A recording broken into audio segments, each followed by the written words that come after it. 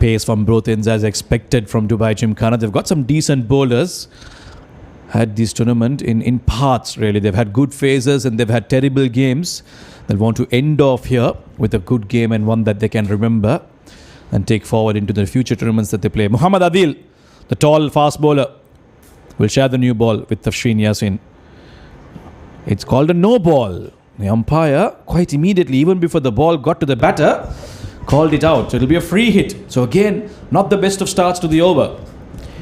Well, a freebie is coming in, and rightly mentioned, not a good start.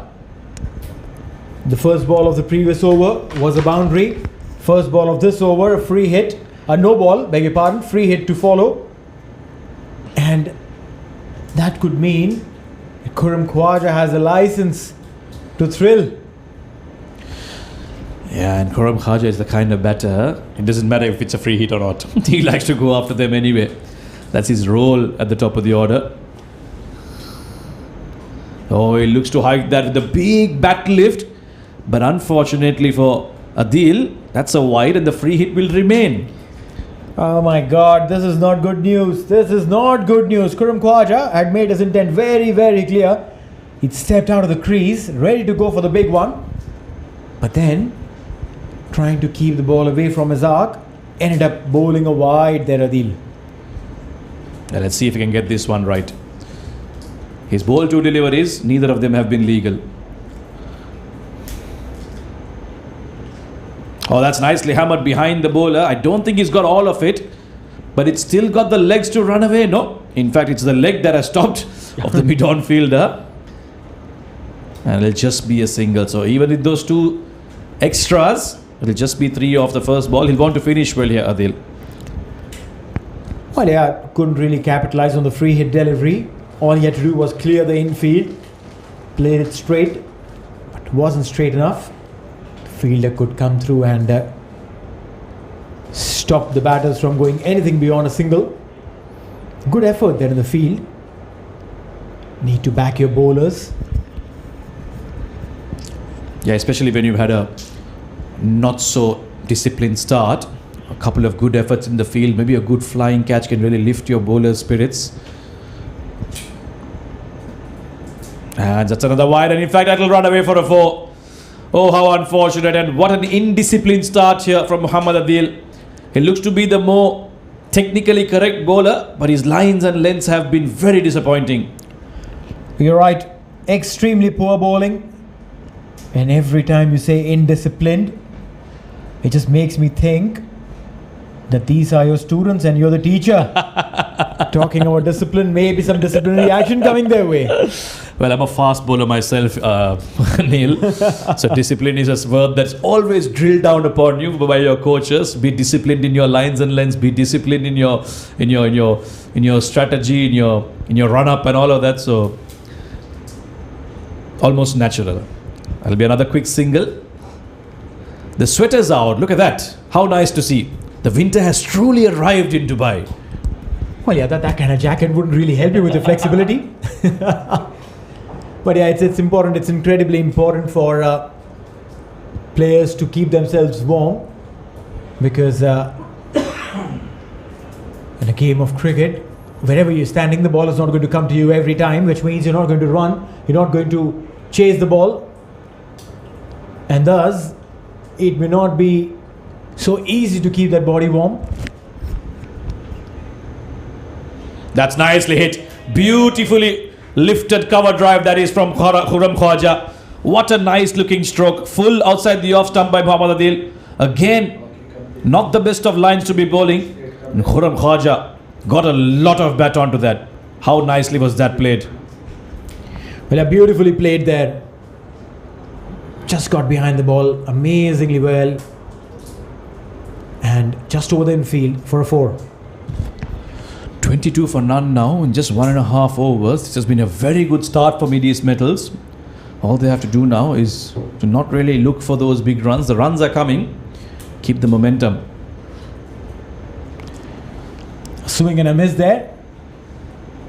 Yeah, that's where you should have played at Khurram. In shadow practices, more often than not, the batters pick the right shot.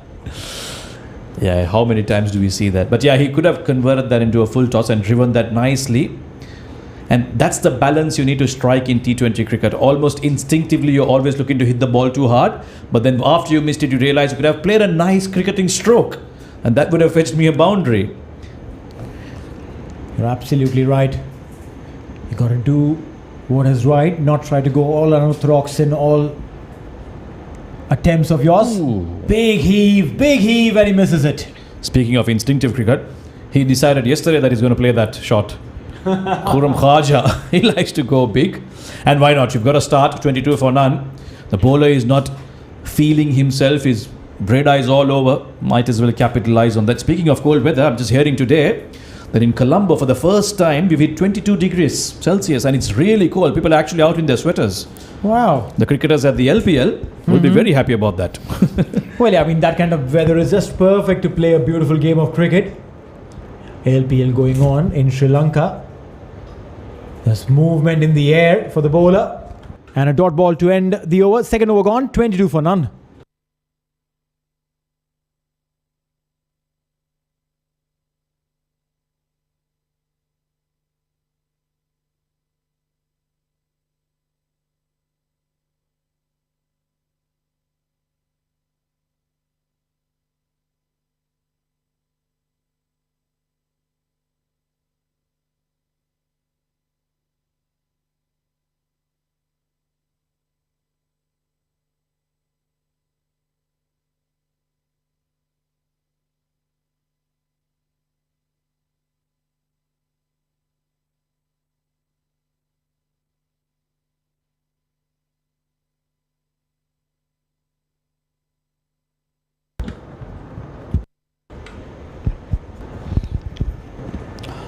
Tashfeen went for 9 in his first over. He'll be looking to make amends in the second over of his spell. Oh, that's gone right up in the air. That's taken the top edge. The keeper is getting underneath it. Will he take it? Oh, what a loss. What a drop. Oh, how could you drop those? You cannot drop those catches. These are basics. The ball did go up a mile and a half, but the wicketkeeper had enough time. And mind you, he has gloves on him. You don't drop these catches with the gloves on. Oh, come on. That was silly. He's covering his face because he knows the camera's on him. In the end, I think he took it a bit too casually. He didn't have to move too much. He knew he had his gloves on. Thought it's going to be a comfortable catch. Maybe just swirling towards the end when it was coming down at him. And that's what happens. This is salt on the wounds. You get dropped and then you get hit almost for a boundary. That should be a 3 for Khurram Khaja. Well, that's right. They had to run. They had to run hard. Long boundary. Didn't really reach the boundary. Got those 3 on that delivery. I'll tell you what, Tashfeen Yasin is not a happy man right now. He must be fuming inside. Created an opportunity. Bowled it on that perfect good length. Khurram Khaja went for that big drive, big pull shot. Got the top edge, but his keeper made an absolute mess of that.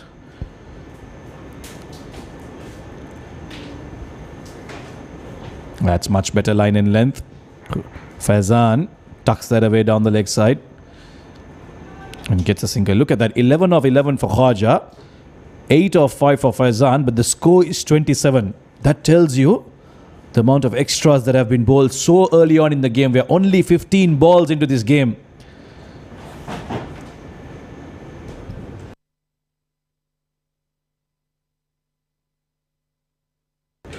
Eight extras already. That's down the leg side. Might just be called a wide. Yes, it is. Khaja walking across his stumps, looking to pull that across.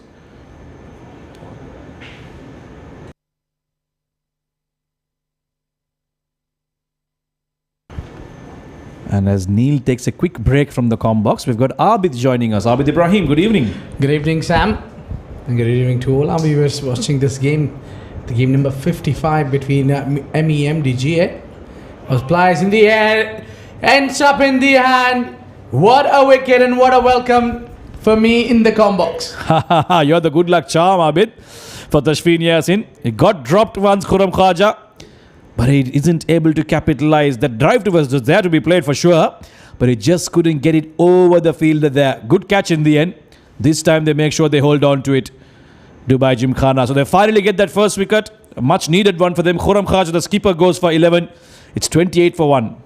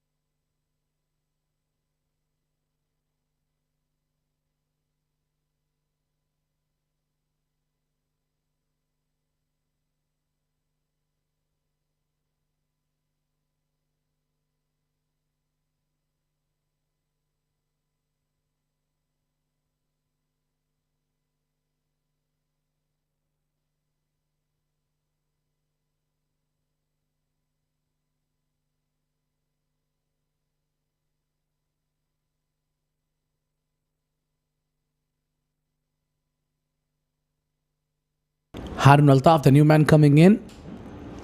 Player of the match from the last game of Mid East Metals here at ICCA Cricket Academy.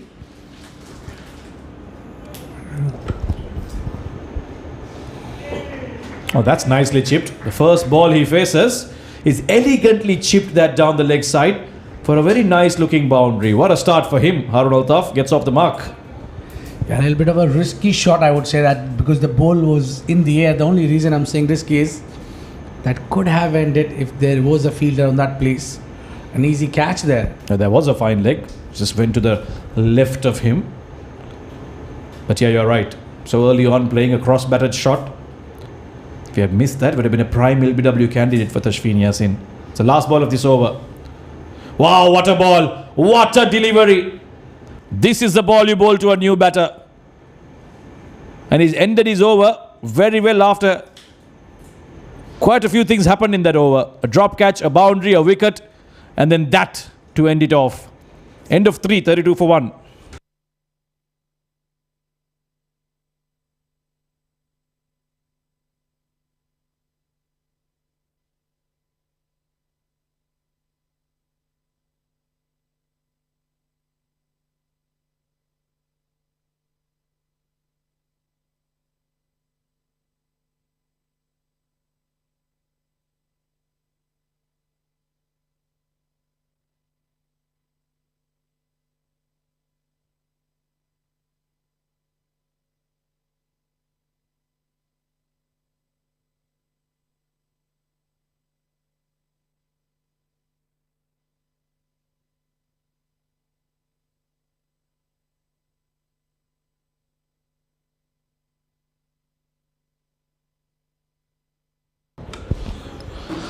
So a change from the school end. Uzair Haider will bowl after Waqas was struggling with his lines and lengths, and he too starts off with a wide. So not been the best of starts for the Pacers here for Dubai Gymkhana. All of them have started either too full, getting hit for a boundary, or with wides. In this case, Uzair Haider loosening up with a wide down the leg side.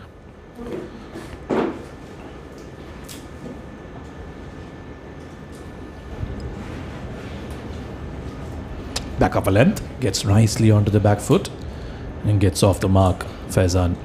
Well, I'm sure Sam Uzair Haider can bowl quicker than this, but it's just that usually the new bowlers, fast bowlers, they just to get warm up, couple of deliveries, they like to go easy, and that's maybe the chance where the batter can get the use of it. Yeah, absolutely. I mean, as a fast bowler, you always have to work up your pace. It's never easy to bowl your fastest deliveries in the first few, that's for sure. Once your body is warmed up, once you've got that rhythm going, once you've got that delivery stride nicely in place, that's when your speed guns start clicking. Altaf Harun is a very front foot kind of player from the little we've seen of him, and every time he plays that cross-batted stroke, employs a bit of risk there. Yeah, just so that he's bending down, bowl that Yorker. Not with the express pace. Oh, onto the pads now. That is something your captain does not want you to bowl. You got away with it, but not every time. I just wonder, Abid, if it's the cold weather that's maybe resulting in stiff bodies, loosening up a bit, and that's why those wides and those, deliveries that are all over the place. But Could be. no excuses, obviously, but maybe just a reason. But I think the soon you start, you run up and you bowl that first delivery, that all stiffness just vanishes away. That's another single. In fact, it's been denied by the non-striker. But see, that's the trick. When you're playing at this level as a professional, your first ball isn't the ball that you bowl in the game. Your first ball must be half an hour before you actually play the game. You're here early, you're hitting those, lines and lengths inside the ground, maybe in the nets. Just get that rhythm going. Well, absolutely. For the batters, they need to warm up. They just need to have a few deliveries onto their bat. Yeah, nicely controlled on drive here. Oh, yeah, that's fine because we are very close to Qatar. We've seen quite a bit of that in this tournament for sure. Fielders on the boundary line choosing to use a bit of foot instead of having to bend down and pick up the ball. And the towel is coming out already. Wow, that's quite early for dew to settle in. It's going to be a long night for the bowlers, that's for sure. Very watchful batter there, Faizan. 4 gone, 37 for 1.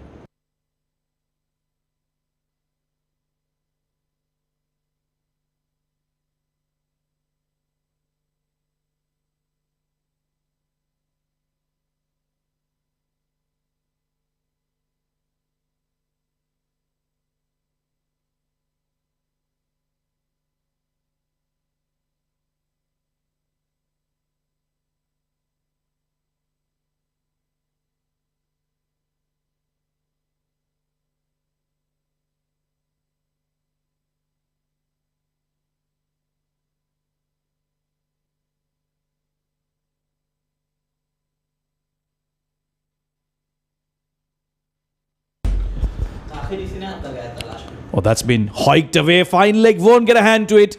And that might just run away for a boundary, and it does. So a boundary to start off the Tashfeen since third over.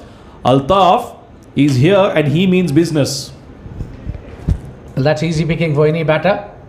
He's clearly standing slightly behind, making all his 3 stumps visible.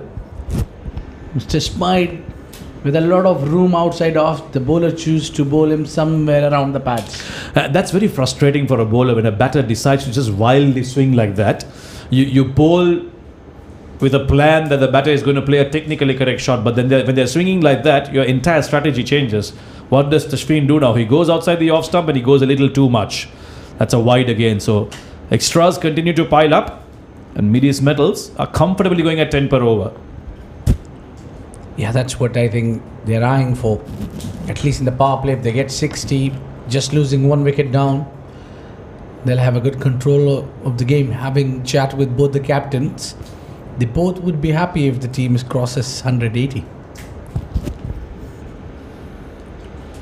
Oh, it was lining up to play a nice expansive cut shot there, but realized in the end it was a little too close. Just bringing that bat down on time. Tashfeen Yassin is generally a very good bowler. He's got immaculate control of that new white ball. New white ball gets those nice areas early on, but today he's been a bit all over. Yeah, more importantly, he's picked up a wicket of that too of a captain of Medius Metal. Not once, but he has dismissed him twice. Again, looking for the ball. What is the non-striker doing here? He's going for a merry walk. Altaf was just not interested. He wasn't even looking at him. There was never a single there. Too risky. You just get tempted to get on a strike. Maybe that's kind of a approach was there from Faizan. It's very cool and calm customer, Faizan, who just works and is super fit batter and a fielder as well, and he can bowl also if you need some of a finger spin there. A team man, complete. And those are the ones that make this T20 format so interesting. All-rounders are such good currency to have. They will pick you wickets. They'll bowl those difficult overs. They'll score those, quick fire cameos. They'll field, they'll jump around, save those boundaries. And they'll run quick between the wicket. Absolutely. Athleticism, very, very important for an all-rounder. And that's why there's so much discussion on fitness, conditioning, strength. There's so much cricket being played all around the world. Demanding for the body. This has been nicely hit. Down at long on. The fielder at mid-wicket comes across, cuts it away.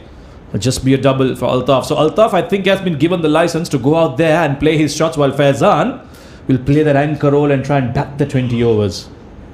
Which I think is a good way to go in T20 cricket. Probably the reason Harun Altaf carries that 80 runs knock that he played in the previous game, he's got that confidence in him. He played with very, very good intent, and he played some aggressive role as well. Scored quick 90 runs, I think. Well, they've taken that extra cover fielder off and they've put him in at mid-wicket. There's a deep mid-wicket now and a mid-wicket inside the circle. So a bit of extra protection down the leg side, knowing that Harun Altaf is swinging at everything down there. Playing in front of him this time and getting a nice single, which brings Faizan to strike. Now, I reckon that was the reason, because if they wouldn't have changed the fielder, this would have been another aerial shot from Altaf. But knowing that he saw the fielder just came on to the onside, stopped his shot midway. Yeah, the two deep fielders, deep mid-wicket, and now third man's going down as well. Faizan hasn't faced much. He's just faced 9 deliveries in these 29 balls. He's mostly been a spectator. Last ball of the over. And he pulls that and pulls it with some aggression. That's a flat 6 down there at the car park. What a shot by Faizan. What a way to bring 50 for the team. And look at that. That's the reason he was frustrated at the other end. He got one go and he approached it comfortably. Got 6 runs. 51 for 1 at the end of 5.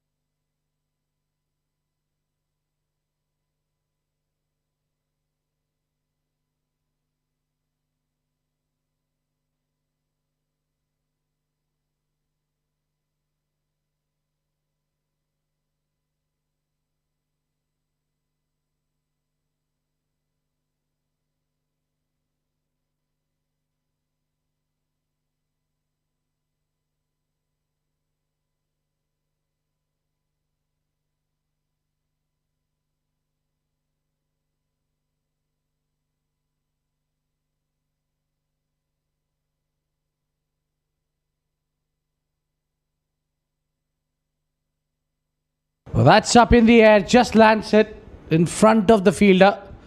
Rahman Gul there. Then at least get couple. Harun was again going aerial.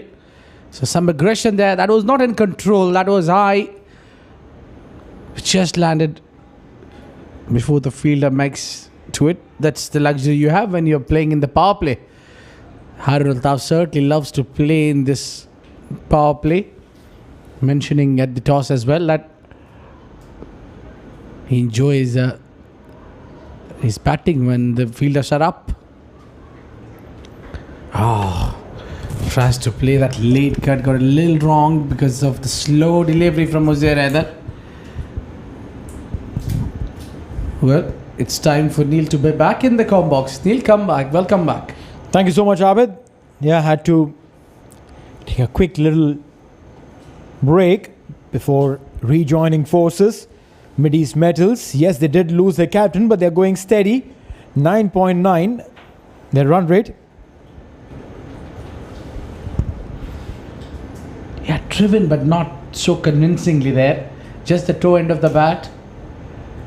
Now Faizan looking his last shot that he played over cow corner. What a great shot that was. Oh, 100%. The way he plays, absolutely in control. Not someone who will take half measures. I tell you, Neil, it would be quite a bit of a challenge for him to hit from here towards the mid wicket because it's the longest part of the ground.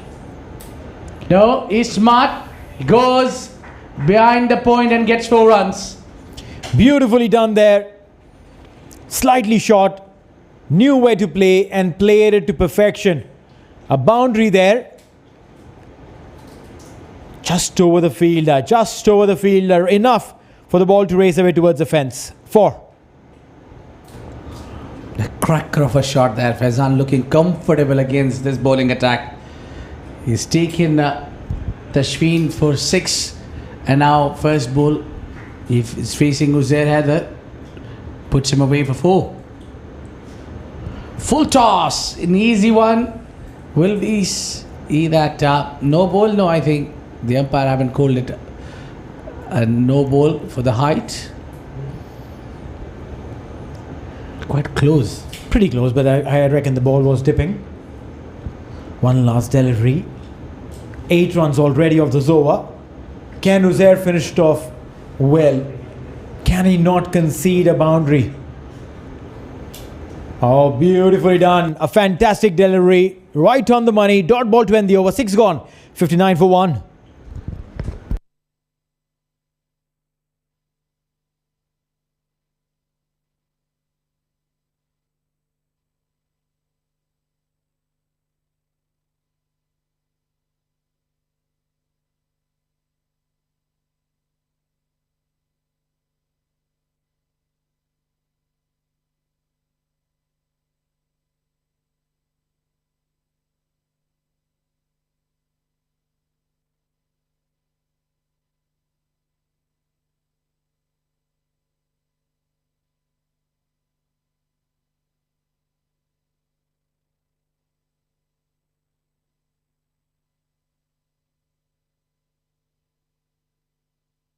Right, 59 for 1 at the end of power play. I think Middle East Metal will be slightly happy that the way their first 6 overs gone. They just lost 1 wicket and that was the captain. Now meantime it's Mohammad Adnan Kaisar coming in from the ICCA Cricket Academy end. As we'll see some leggy. He turns the ball other way around. Lots of googlies. But he started with a fuller, an easy one. Well, yeah, the way he bowled that one was nice and full. To make the ball turn, he had to just bowl a slightly short than what he bowled. I think pretty much capable of doing that as well. Altaf on 14, Faizan 23, building a solid partnership here. 32 runs between them. Cuts it away. Will it go all the way? Yes, it does. Beautifully done. Going on to that front leg quite early and getting that time. Beautifully played for 4. Well, yeah, bowled a little too short. Tried to correct his error of bowling very full in the first delivery, but this time bowled extremely short. Enough for Altaf to cut it. Beautiful placement.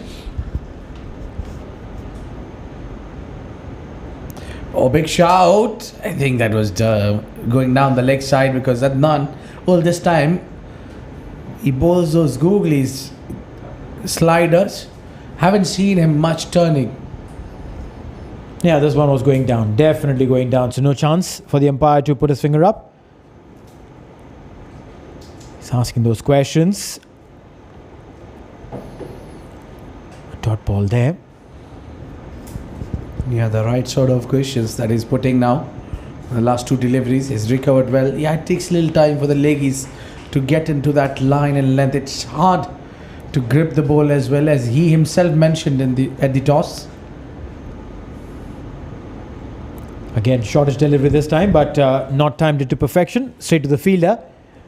For a bowler who's trying to bowl those arm balls and quicker ones to the right-handed batter, more often than not, if the batter gets the bat in front and is the kind of player who will play in the orthodox fashion, very difficult to get an LBW from outside the off stump. You have to be really, really tight bowl an off middle stump line and bowl it nice and full so the batter cannot bring the bat down in time.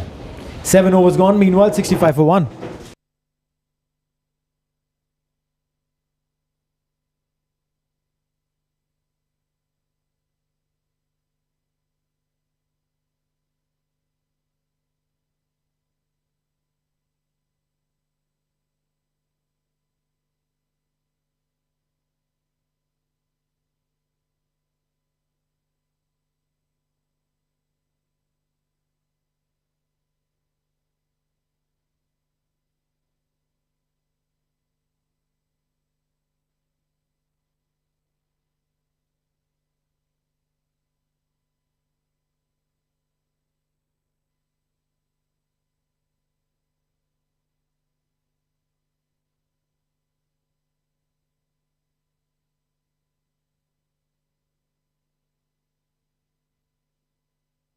Rahman Gul is the new bowler.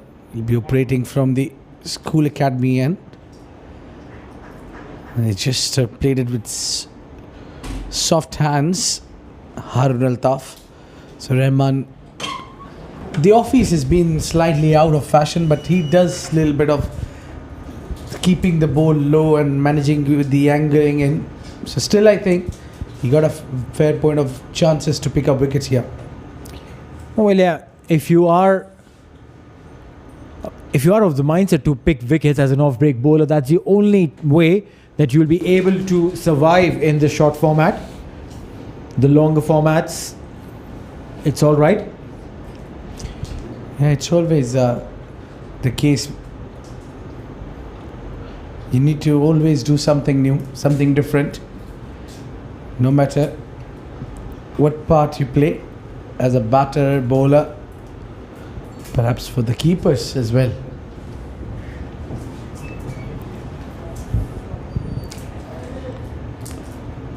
Yeah, just got into the gap this time for a single. It's been a good bowling from Rahman.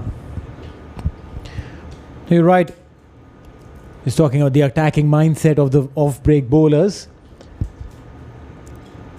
Generally, you'll see two kind of bowlers. One who will be trying to stop the flow of runs. The other kind of bowlers have the mindset of picking wickets, even if they go for a few runs, doesn't matter. Oh, what a delivery there. Beautifully bowled. Just lucky that didn't go and crash onto the stumps. And with the mindset of picking wickets, you should be willing to take a few runs on your bowling. Your economy may not be the best, but mind you, as an off-break bowler, your relevance will definitely be higher. Single to end the over, 8 gone, 68 for 1.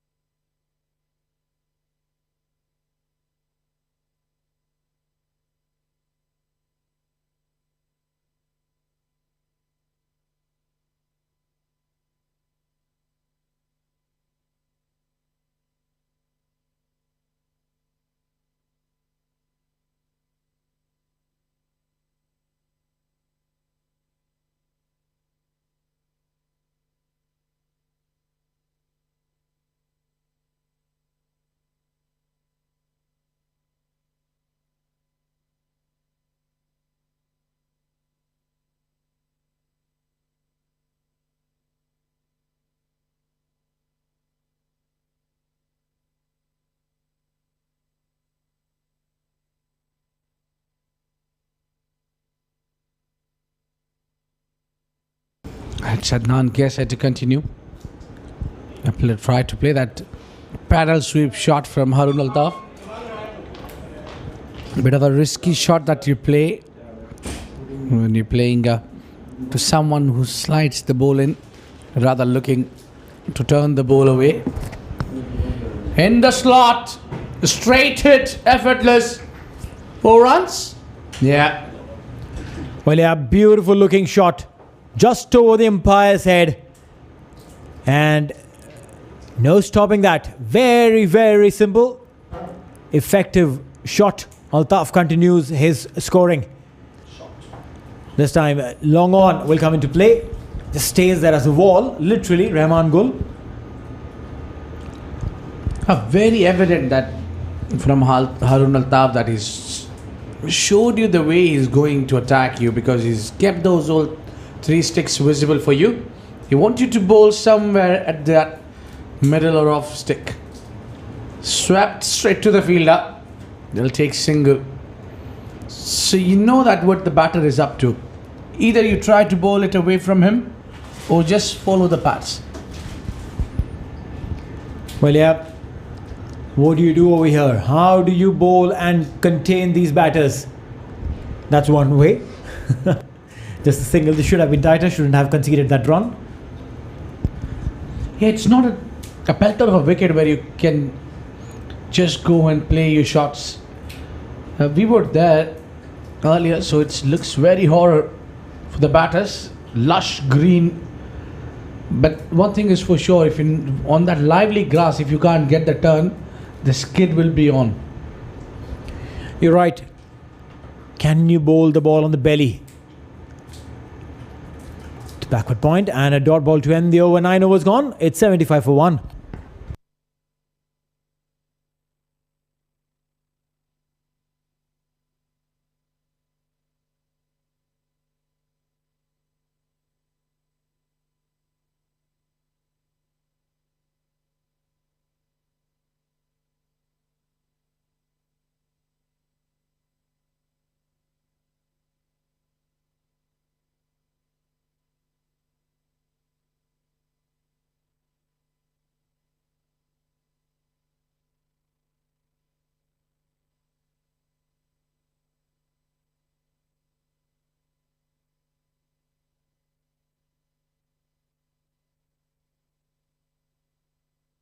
Rahman Gul has been picked up. Fielder circling around it and takes the catch. Excellent catch from Uzair Haider. Kept his nerves, eyes locked on the ball. First ball from Rahman Gul. He strikes, angling it away. And it's a big wicket. Harun Altaf departs. Well, yeah, this was a difficult catch. Uzair keeping his eye on the ball. When you're running angularly backwards, not very easy to take these catch. But Harun Altaf gone. 27 of 26 for him. 75 for 2 for Mid-East Metals.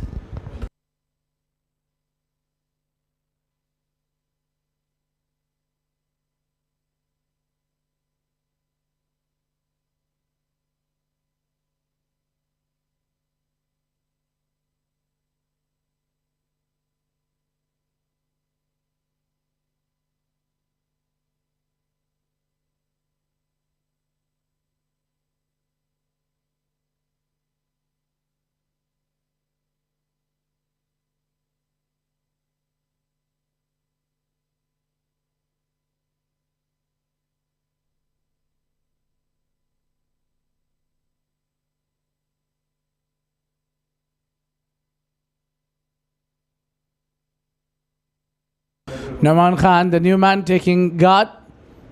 Yeah. Not so sure if he's taken the middle or the leg stick. Yeah, I don't believe the keeper's standing behind that. You're covering leg stick. Always go with the umpire's call. Cuts it from the very first delivery and puts it away straight to the fielder. Well, he's off the mark, opens his account on a very first delivery, Nauman Khan. And now a little bit of responsibility on Faizan.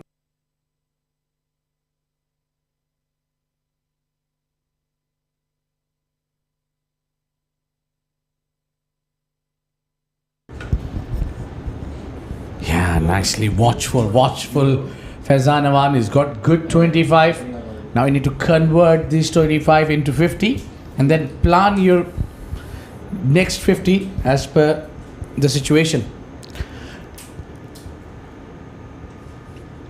One of the classic batsmen of all time who scored a lot of runs, his point of view on accumulating runs is that think of the first 5 runs. Get your 5, then think of the next 5 runs. Once you've achieved those 5, then keep going. So you're not thinking of long term, you're not thinking of mid term, you're thinking of short term, just 5 runs at a time. The moment you think of 5 runs at a time, your goal becomes way simpler. Well, I think, yes, that's a perfect strategy. Well, I used to work, even when the period that I captained, I used to work on the partnerships. Like, we need to get a partnership first of 20, then 30, and that's how you need to plan. It's a very important role to have a partnership. That's right. Slightly short there. Straight to the fielder.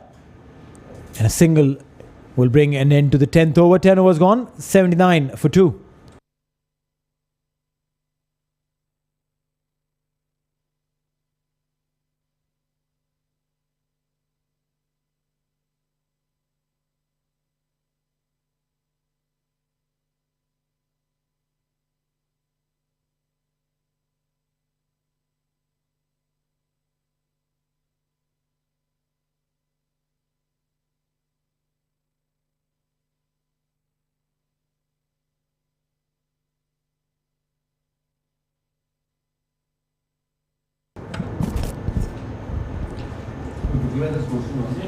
Wanted to go big, but missed. Faizan reached to 27. His individual score 79 for 2.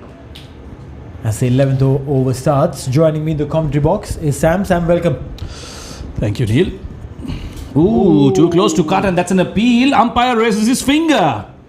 Adnan Kaisar, I was about to remark that he's bowled well without much reward, but here he picks up his wicket with a wonderful delivery. Playing for the turn there, Faizan.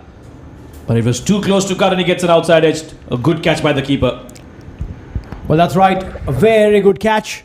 Faizan Awan gone 27 of 23 for him. 79 for 3 Mid-East medals.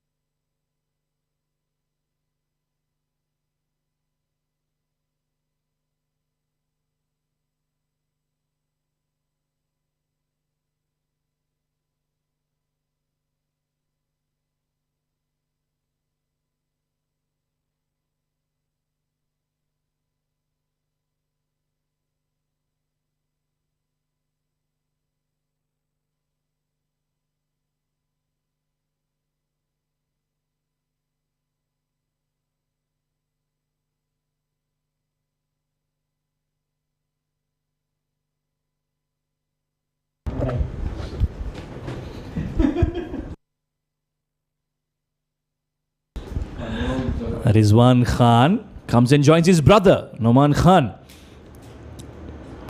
Looking to push that down the offside. You don't want to do that first ball that you're facing. Adnan Kaisar has bowled brilliantly. Yep. He's gone for 13 of his 2.5 overs. Picked up the important wicket of Faizan. And he's clearly looked the best bowler out there tonight.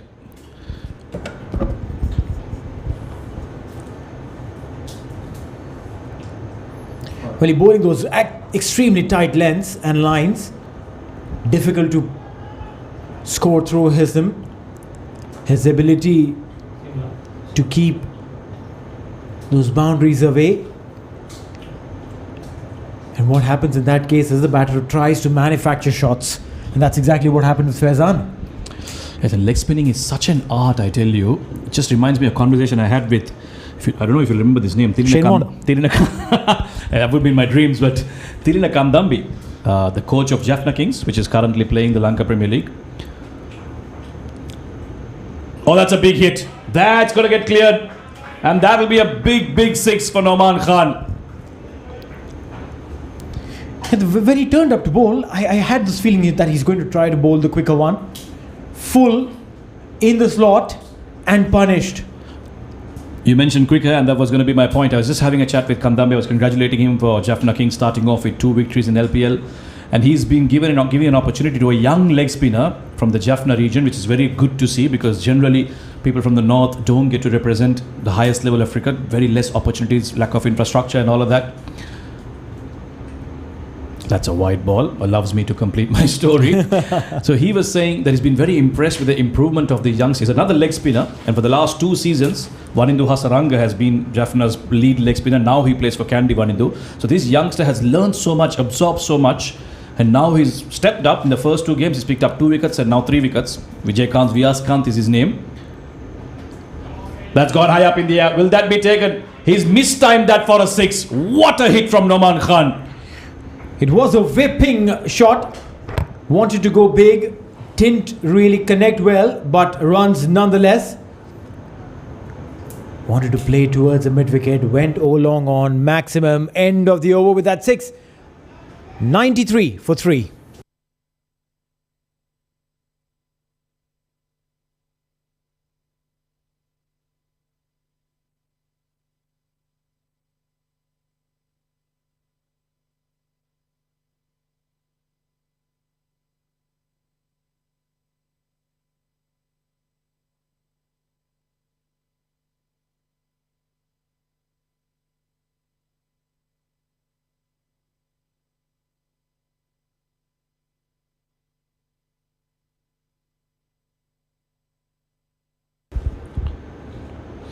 Again, a player miss outside the off stump by Rizwan Khan. So while his brother on the other end has been hammering sixes, Rizwan has just walked in, still finding his feet. Rehman Gul too has bowled really well. So the two spinners for Dubai Gymkhana, Rehman Gul and Adnan Kaisar, at least up until the last over, Adnan Kaisar, have been bowling really well. You're absolutely right. They've done well so far. But runs will come because it's the shortest format. Everyone will try to go big. Everyone will try to improve their position from where they are. 93 for 3. Noman, with those two towering sixes, has changed the complexion of this innings. Yeah, it wasn't looking good for them. These medals after they lost those couple of quick wickets. It was 80 odd for 3, and now suddenly with those two sixes he's brought that momentum back into this batting innings. Yet it's still too early, I feel, maybe to go for those big shots. Yes, now they've gotten over those early jitters. Maybe look around till the 15th over, get to maybe 130. Yeah, but he doesn't care. He's going to play those big shots, Noman Khan. That might be a top edge. Let's wait for the umpire's signal. Yes, he signals a boundary. Well, yeah, indeed got some part of the bat. The wicket keeper was not happy with the deflection, or else the ball would have come straight into his gloves. 4 runs. It doesn't matter from where they're coming, how they're coming, as long as they're coming and adding to the total. Mid-East medals, 98 for 3. Just one hit away from the 100 mark. If you're at that 100 mark in like the 12th or 13th over, it's an indication of a decent start. As long as you have some wickets in place, that is. It's nicely guided down to third man for a single. So Noman Khan has wasted no time in getting going, and looks like that's the way he'll play. One last delivery of the over. If they go at 12 and over from here on, 196. But this one will be a dot ball. End of the 12th, 99 for 3.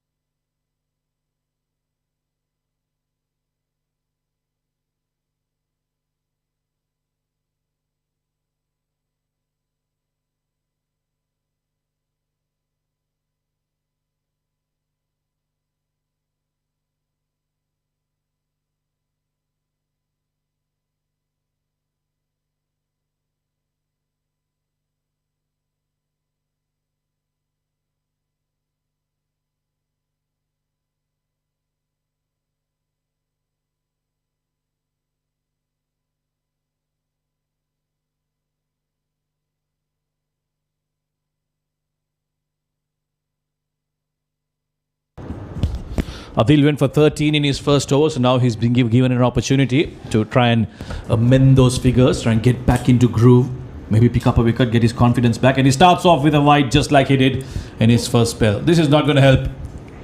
In fact, it's not being called a wide. That's a surprising call by the umpire. It sure looked like a wide, but then we'll have to rely on the umpire's decision. He's got a better view as compared to us, It's just a little closer to the pitch than us. Well, we are watching it through the camera lenses. He's got his own eyes. And mind you, the eyes are at least a few thousand times better than any camera today. A few thousand pixels. I can't remember the exact number, but they say it's about 1,000 times better than any camera. Oh, that's an outside edge. How unfortunate is that? But I'll tell you what, you get punished for bowling wide deliveries like that. Even an outside edge will fetch you a boundary. And that's what happened to Nouman Khan. So now he's got 2 boundaries back to back, playing a flashy stroke and getting an outside edge down at the third man region. Well, yeah, third man was inside, so all he had to do was connect, and he connected really well. And that ball went racing away, using the pace of the bowler. And that's the advantage you get when you're playing so confidently. He's hit 2 sixes in the previous over. That would be running high in his mind.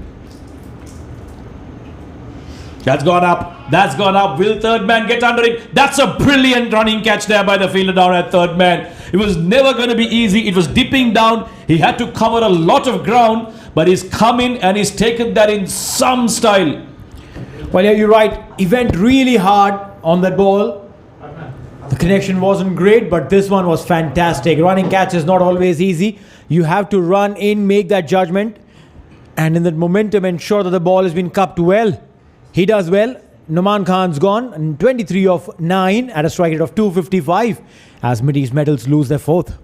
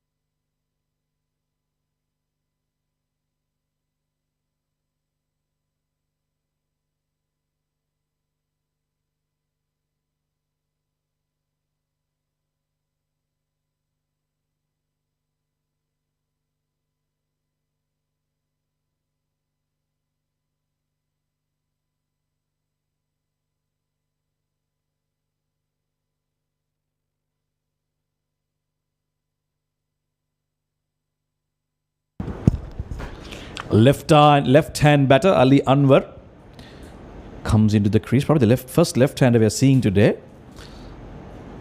Mohammad Adil has already struggled with his lines. We'll have to now bowl to a left-hander. Starts off well, full down the leg side. Quick single. It's a direct hit. We might have to take a look at that. They are running over for a double with that overthrow. And that fielder there is pleading from the umpire. And it's been sent upstairs. Superb throw, that one. Let's take a look at what happened there. Well, Neil has raised his finger. Yes, he hasn't creased. That's a cardinal mistake. You don't do that when you're creasing. Basic errors, schoolboy errors. You have to slide your bat in, as we keep saying to the kids who come at the coaching academies. We tell them, drag your bat in. He didn't drag it in. He plonked the bat in, and when you plonk it, well, you've committed a fatal error. And that should be the end of the batter. We'll have to wait and watch here for the umpire's signal though. But then look at this. A direct hit, good collection, got himself into a very good position, and he threw. And there you go. He's not even grounded his bat. He reached there. Mind you, he reached there. Didn't slide the bat in. That was silly. Ali Anwar gone as Mid East Metals lose their 5th.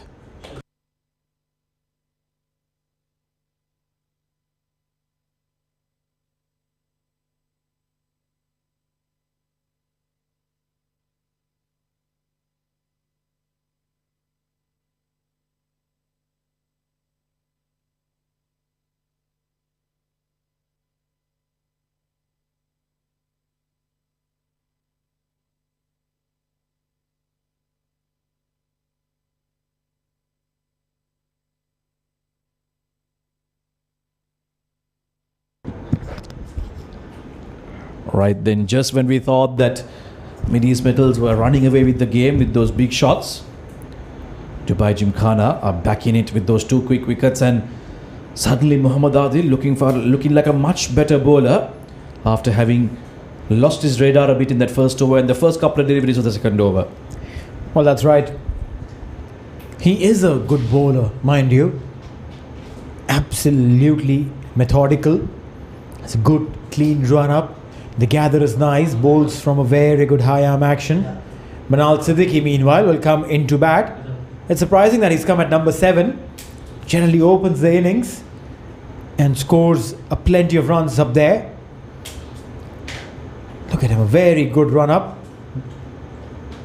Banged it short, fine leg, cannot do anything as the ball will travel over it for runs. Muhammad Adil was probably targeting that white helmet of Manal Siddiqui. Quite flashy that, but he plays a flashy stroke to get off that short ball bowled by Muhammad Adil. What a way to get off the mark. A boundary to end this 13th over. It's 108 for 5.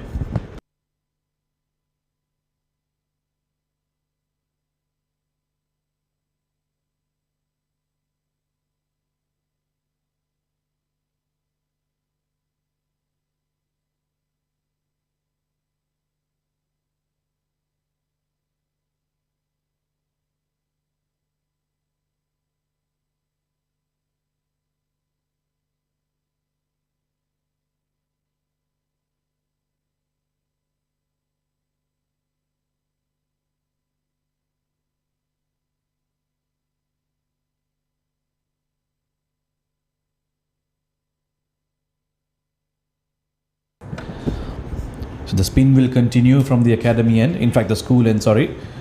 Looking for a quick single there. Rizwan Khan has watched his brother Noman tonk a couple of sixes. He's seen 2 wickets fall down. Now him and Manal Siddiqui will have to stitch together a partnership. This is another run-out opportunity. Too close that. And had that been a direct hit too, there would have been another run-out for Mid East Metals. My question is, where was Rahman Gul standing? Why wasn't he standing behind the stumps? He's a spinner, so you have all the time in the world after delivering the ball to come back behind the stumps and gather the ball. He could have even gathered the ball and whipped the bails off. He had enough time. We talk about batters ball watching. This time it was the bowler who was ball watching and forgot to get behind the stumps probably. That's gone up, but there's no fielder there. So they'll cross over for a single. A safe shot to play in the end because there's no fielders up in the circle down the leg side. There's a deep extra cover, in fact that's a deep mid wicket, deep square leg. Fine leg is up in the circle, deep extra cover patrolling that boundary there, and a long off.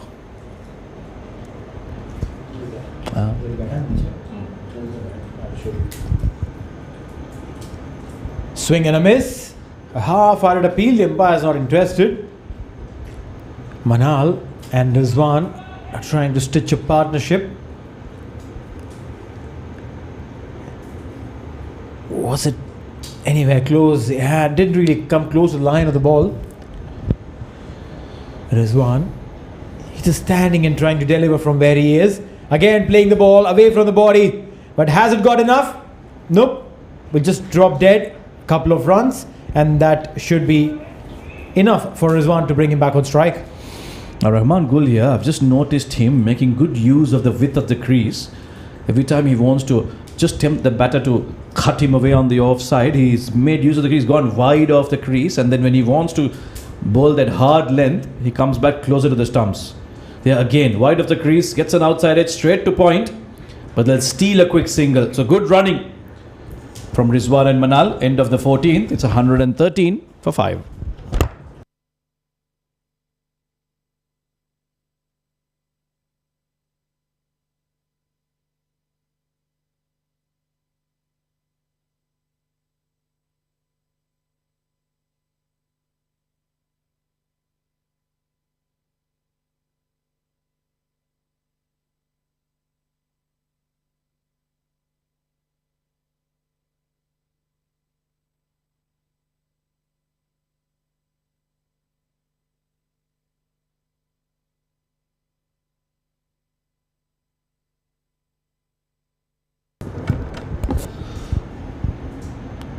That will be called a wide. Adnan Kesar, his keeper here, looking to bowl him out, which is understandable. It's the 15th over. You don't want to leave that one spinner's over in the end.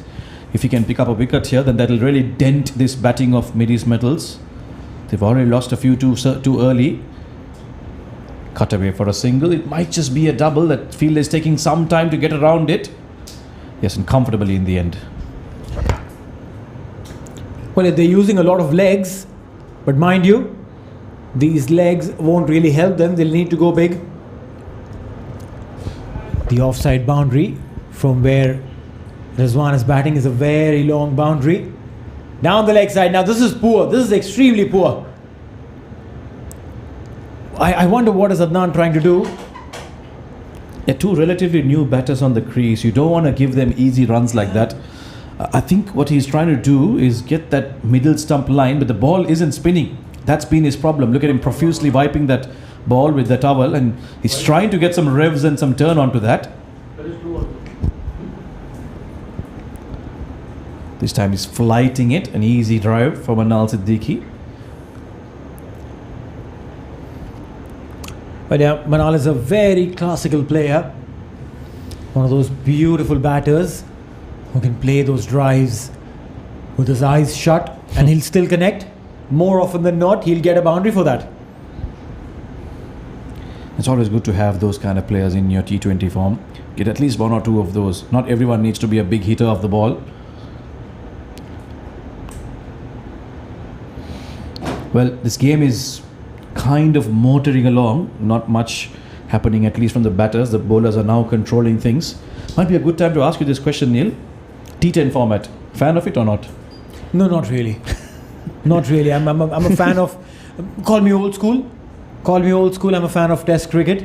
The longer the format, you get to see the ebbs and flows of the game, of the players, their mindset, their ability to change the game on their own on their own conscious. That's not there in the T20 format. Your co-commentator 100% agrees. We are, what can I say, the purest form of the game is always the best form, and that's why it's called Test cricket, isn't it? It really tests a lot of things, your endurance, your patience, your strength. That was nicely bowled. Almost skidded through into the stumps by Adnan Kesar. And I asked you that question because you spoke about Manal Siddiqui being a very technically correct player who likes to drive, and that's what you see in the real form of cricket. That's been hit, a slog sweep. The fielder got underneath it, but it went over him onto that car park once again to end the over with a massive six.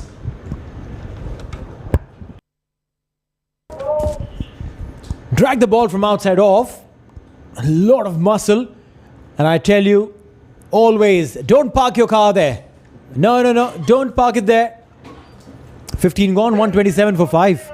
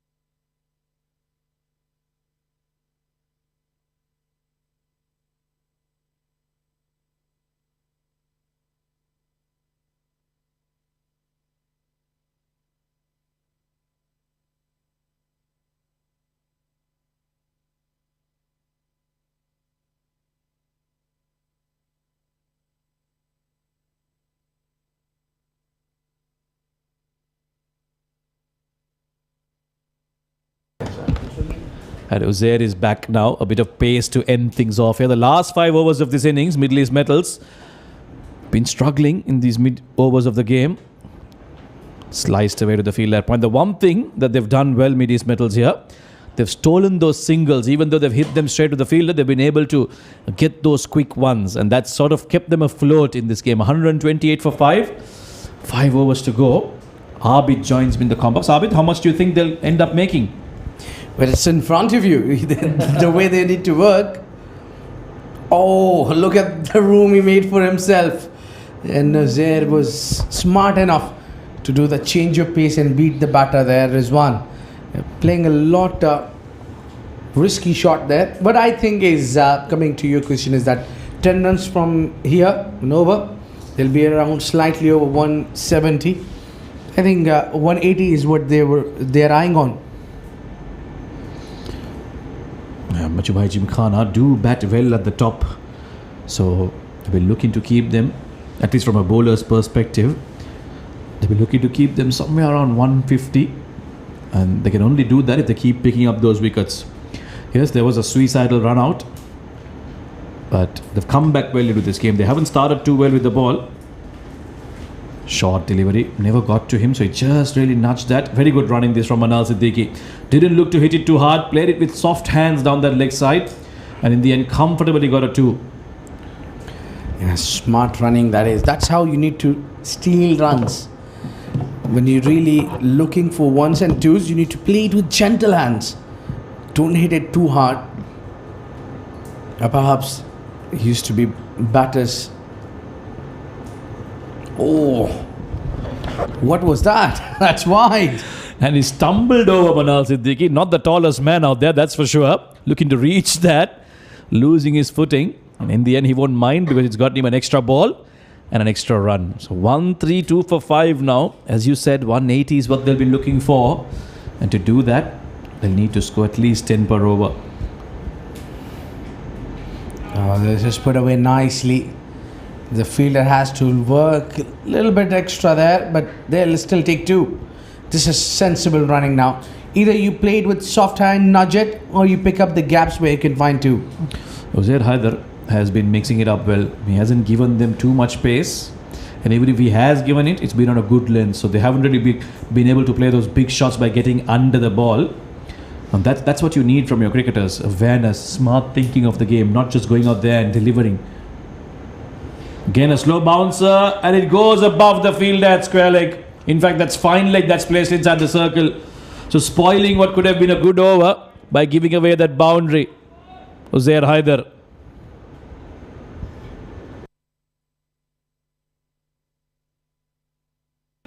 End of 16, 138 for 5.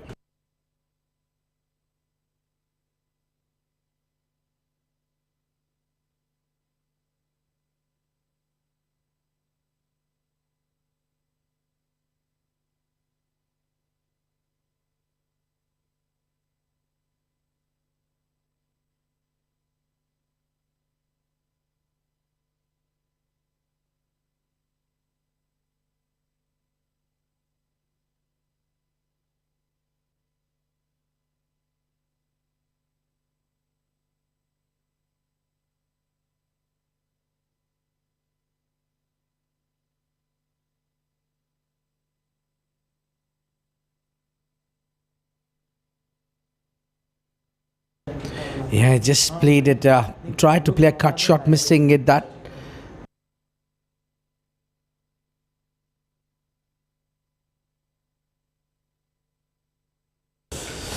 Yeah, the Ashwin has been brought in to the attack. He's picked up a wicket there. He knocked out the captain of Mid-East Medal. But gone for plenty of runs. Oh, big heave on the onside, missing it completely. Rizwan maybe is trying to hit the ball too hard, missing at a couple of occasions. I think Rizwan has realized now he needs to get off his tuk-tuk and get into a Land Cruiser because the pace at which he's going is not going to help in his end part of Mid-East Metal's innings. 17 of 20, not going to be enough. He needs to step on the gas now. Look at that. One more time beating that. What I think is the senior man is Manal Siddiqui. He should walk to him and tell him where he's lacking, because we can see it from here. He's trying to go very hard at the ball. It's very easy for someone experienced like Manal Siddiqui to know what your partner is missing out. And Manal is going at a strike rate of 200, so might as well be better off getting that single and giving him the strike. True. 17 of 21 is not going to help you at this stage of the game. That's an under edge. So in the end, he eventually does get to the non-strikers end. But after 3 dot balls, so this is a good over from Tashfeen Yassin. And a lot of the batters sometimes in looking to go big, and we discussed this point early on too, it's the T20 instinct that kicks in, Abid. You want to hit every ball very hard, and that's why you end up heaving down the leg side. Now, all 3 of those dot balls, had he nicely driven on the offside, they were easily a 2 or even a boundary there. Now let's see how Manal does this. Exactly, that's what you need to do. Find the gap behind the backward point, just between backward and third. What a beautiful shot. Yeah, it's simple as that, isn't it? Play the ball to its merits. A full toss. Now, had he looked to heave that down the leg side, that could have easily been a top edge and a catch. But here, he waited for the ball, look where it's going, and then nicely guided that. Played it very late between that third and point fielder into the gap for a boundary. That's how you get runs as a batter. No matter what the format is, you've got to play the ball to its merits. If it's bowled on the offside, you play it on the offside. Yes, there are times you improvise, you walk across, you make room. But generally, as a batter, it's as simple as that. The foundation of batting is that you play the ball to its merits. Manal so far has done very well. Yeah, now that's a good delivery from Tashfeen, but a better shot than the good delivery. Perfectly placed between the 2 fielders for 4. Now this time spraying down the pads of Manal Siddiqui, and look what he does there. Just another example of playing the ball to its merits. It was going down the leg. He converted it into a full toss and hit that beautifully. Look at the gap. Look at the finding of the gap. It was absolutely perfect. Between long on and mid wicket, ends the over with the boundary. So expensive here. 42 runs given away by Muhammad Adil, by Tafsheed Yassin, mind you. It's 17 done, 147 for 5.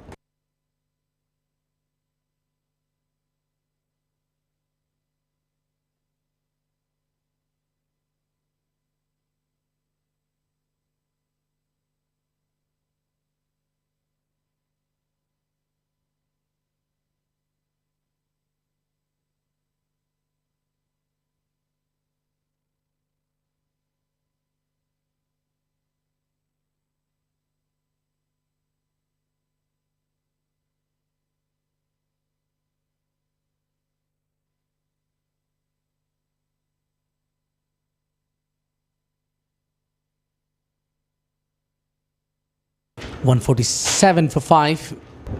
And it's Mohammad Adil who's gone for 11 runs economy in his 2. This time he got a connection on it.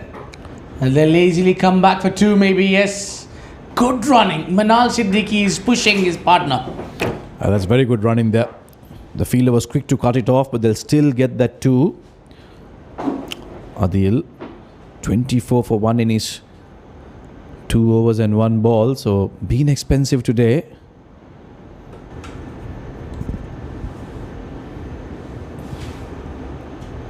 Well, just that you need someone experienced like Waqas around you to tell you what you need to do.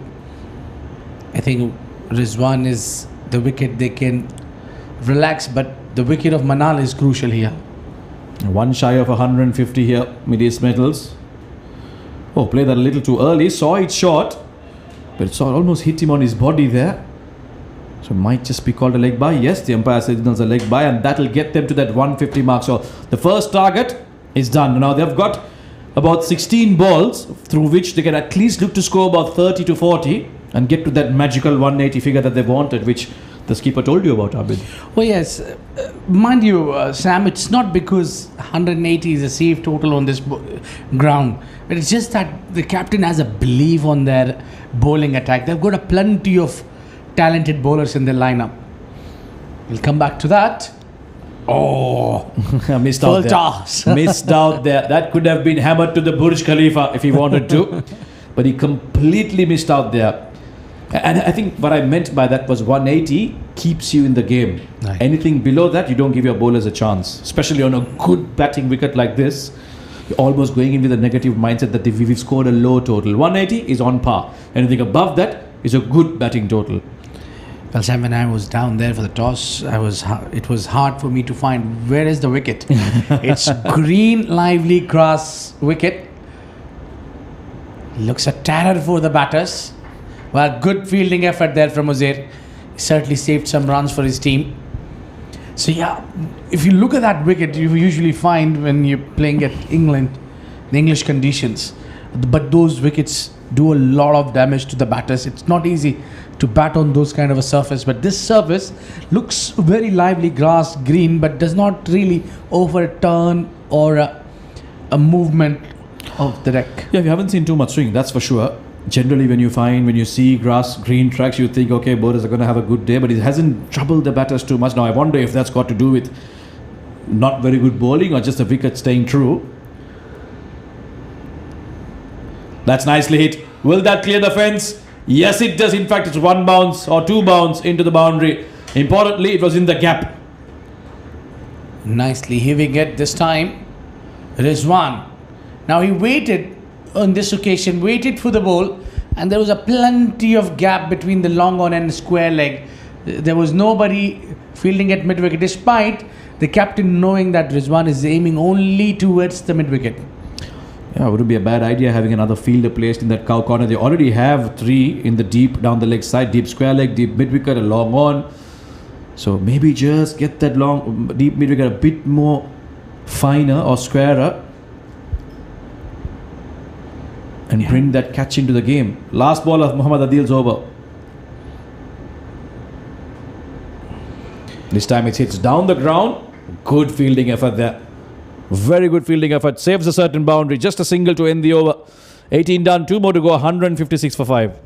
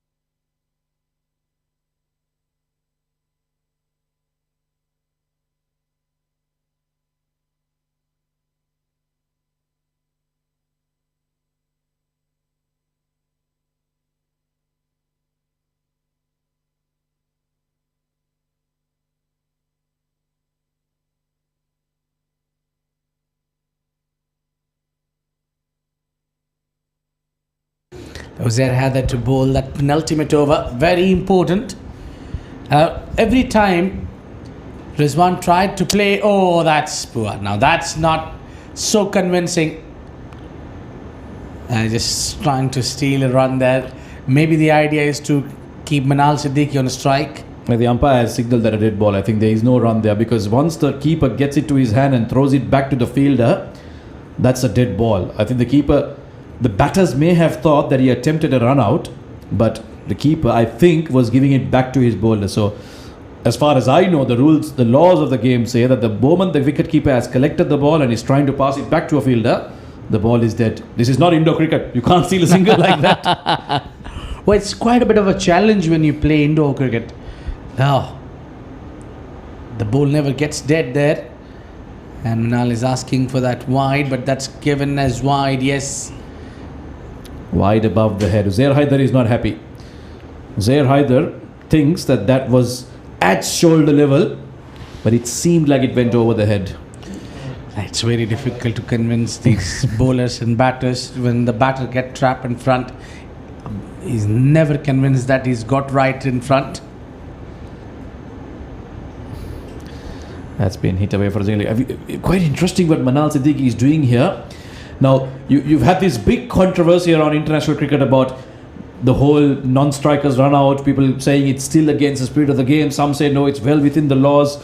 I'm not here to discuss that, but what Manal is doing here very smartly, if you can just see where he's standing when the bowler is delivering, he's far, far behind the umpire at the non-strikers end, and he's running in, just getting his rhythm. Look at that. That's a perfect view of that.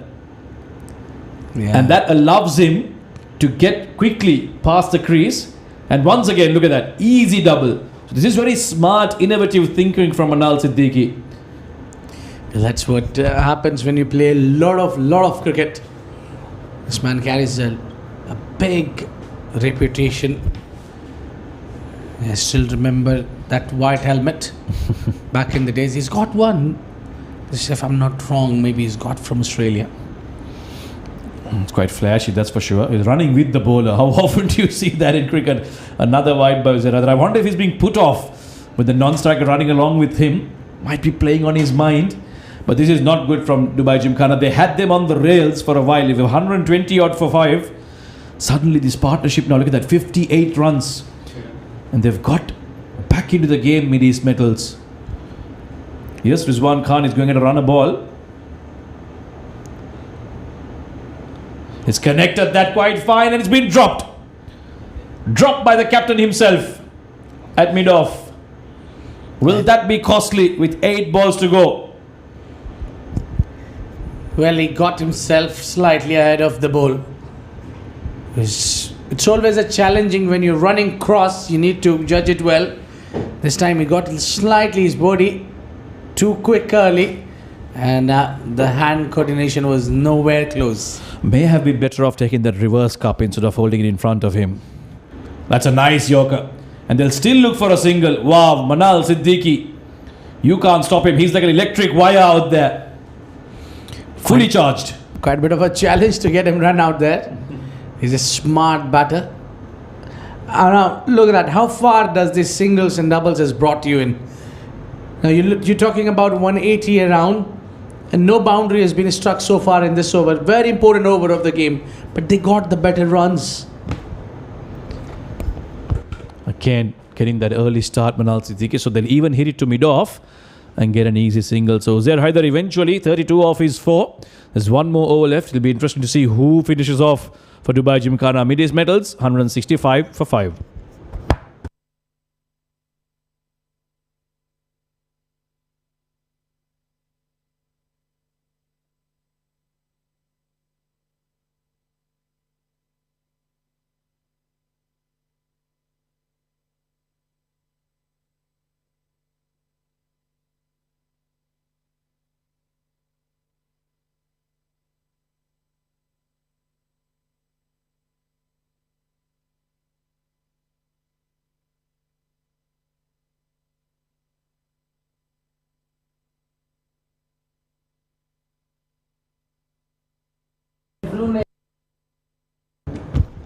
So it'll be Adil who'll bowl out. Oh, that's nicely pulled. His protection down there. Oh, that's allowed. That fumble has allowed the batters to cross over for a double. So Rizwan Khan will keep strike. Got 2 off the first delivery. How much can they end up with? 180 is what they were looking for. Will they get to that? Or much more? Or can Adil strike a deal? Yeah, that sounds better. Yeah, the deal should be if he ends up giving 10 runs in an over, and that would be a deal what they want to crack on.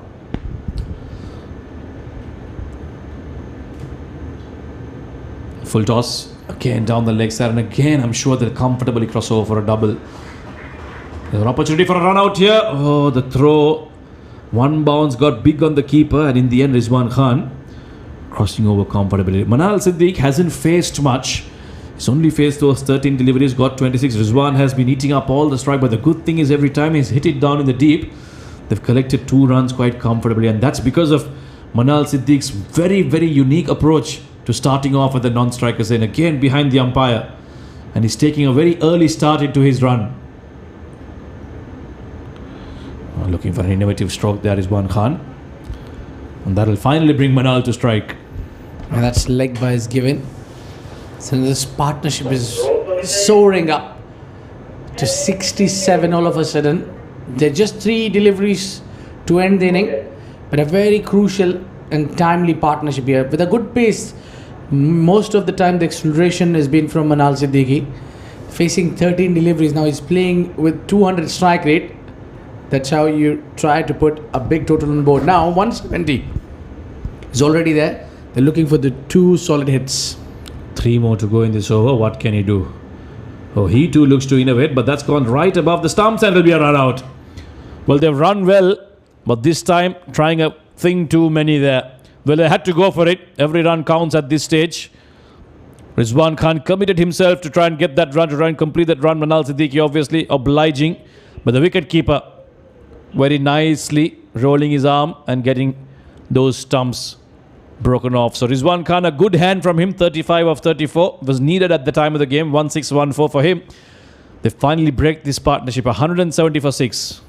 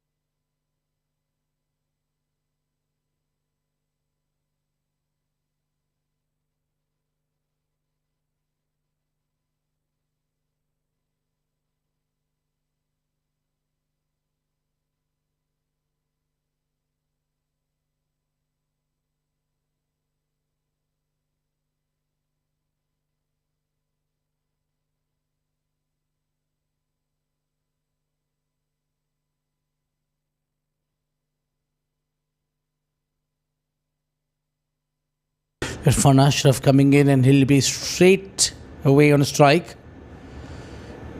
He goes big. Has he connected well? Yes, he does, but the fielder will cut it down from the boundary line. And it's Manal Siddiqui yet again unstoppable between the wicket. One shot run. Syed Hasnain has been brilliant in the field tonight. He took a superb catch early on at third man. Now saving a certain boundary.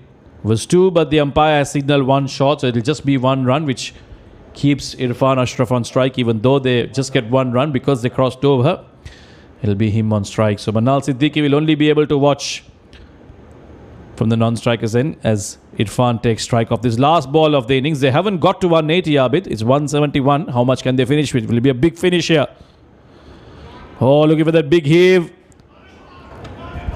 They're trying to finish a single. Adil doesn't want to hit the stump because he's afraid of the overthrow. And in the end, they are able to complete a leg by. And that will fittingly end the innings. So many deliveries have gone straight to the fielders and they've been able to get those ones and twos. And that has helped Mideast Metals to get to 172 for 6 in their allotted 20 overs. Should be a competitive score, Abid. Yeah, I think around 172. If you look at that tight bowling attack continuing, starting from Hazrat Bilal to Tehran, who's second most wicket taker of the tournament, it seems to be a good total. But that is how it come out for Mideast Metal.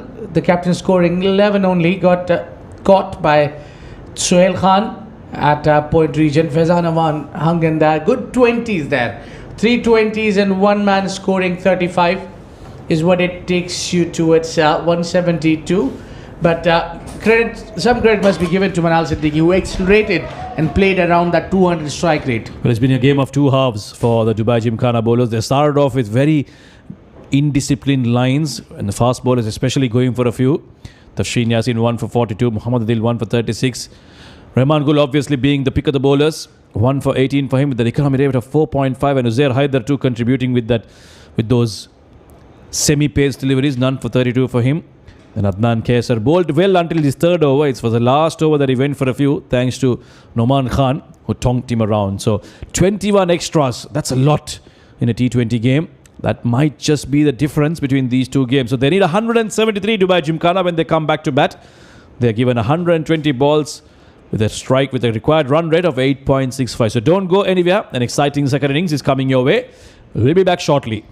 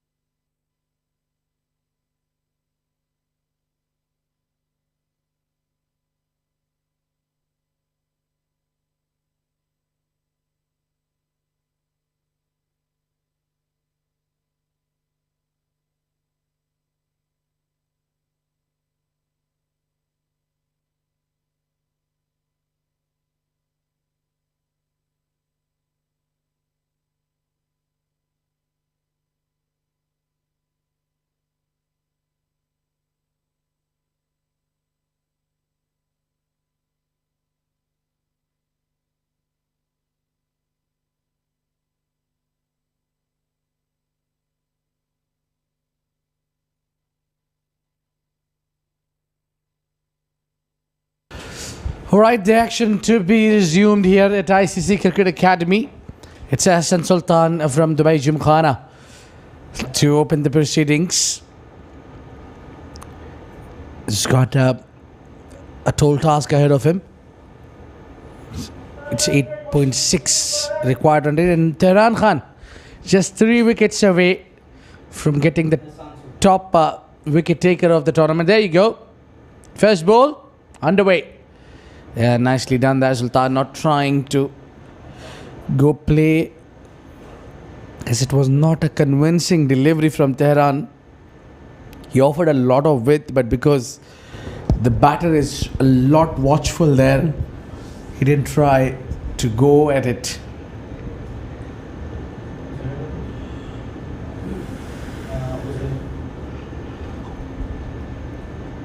Tehran.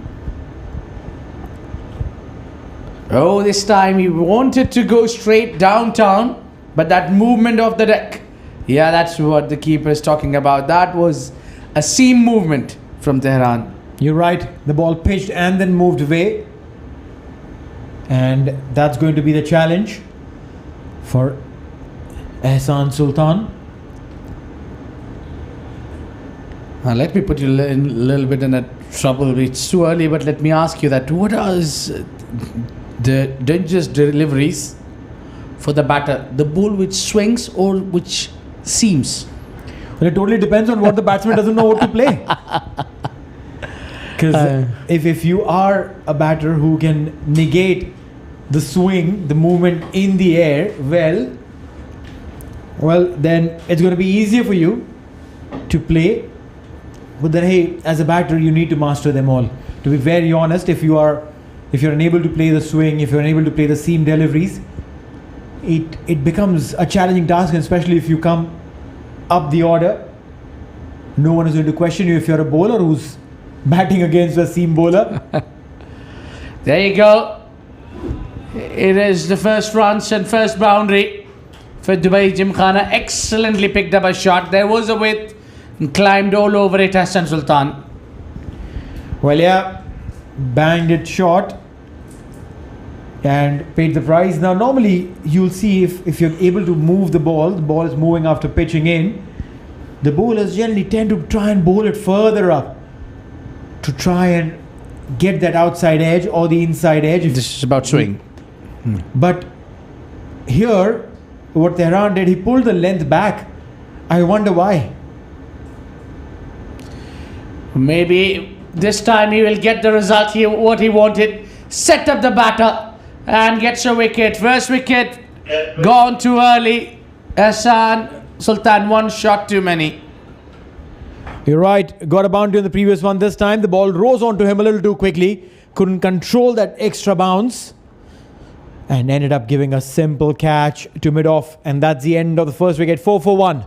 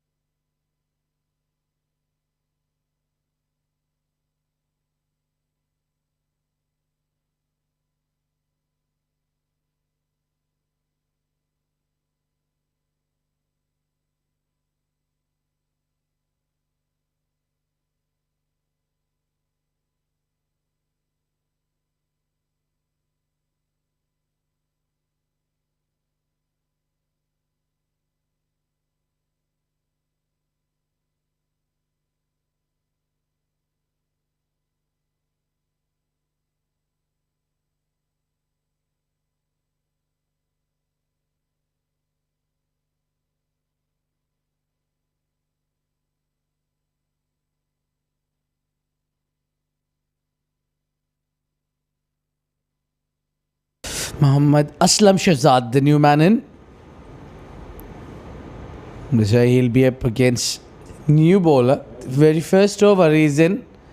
Yet again, making a lot of room already. Yeah, that's how you need to be. If you're just making those your stumps, all three stumps visible to the bowler, then you need to use the crease well. End of the over number 1. It's 4 for none.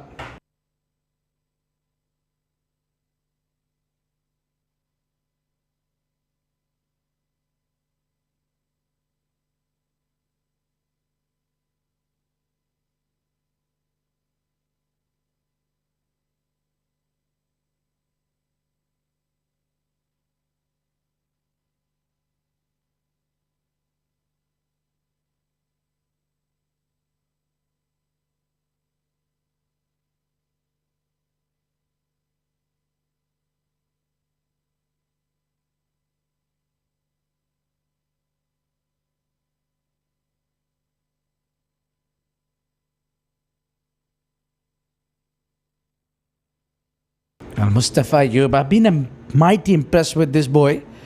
But it's just that he has a challenge within himself that he bowls a lot of extras. No balls and wide deliveries has been part and parcel. But apart from that, he's been absolutely brilliant. Rightly mentioned there, for starts with the wide delivery first up. Very first delivery. Poor delivery down the leg side. Now, as a coach, Neil, how do you tackle with someone who's got the pace, who bowls really well? He gets that movement off the deck as well. So, how do you negotiate with these kind of a bowlers? Well, it's a very, very interesting question that you ask over here. You definitely don't want him to compromise on pace because it doesn't come to everyone. First thing. There you go. That was quick, slightly wide, and all the batter had to do was get some connection. Uzair gets that, and a boundary comes in. Yeah, he gets the boundary on a first delivery that he faced. No slip in for the new man, and the ball is still new. Khurram Khwaja, keep your thinking cap on. Maybe getting a slip. Maybe. Still no signs at the slip's cordon. You watch out this boy. I mean, he's got a brilliant talent with that seam present and movement and the pace as well. When he gets right, he's unplayable. Beautifully played there. He's using the pace of the bowler, and I'll tell you one thing that I've noticed about him. Yes, he has an extra pace and everything, but when he finishes, there's no control. There's no control as soon as he finishes. That primarily means that once he's just about to release the ball, he's just letting the ball go. He doesn't know where the ball is going. He's just ensuring that the ball is going quick. But the rest is a miss. He needs to finish well. He needs to finish sharp. Once you complete the delivery stride, you need to move out in a very clean momentum.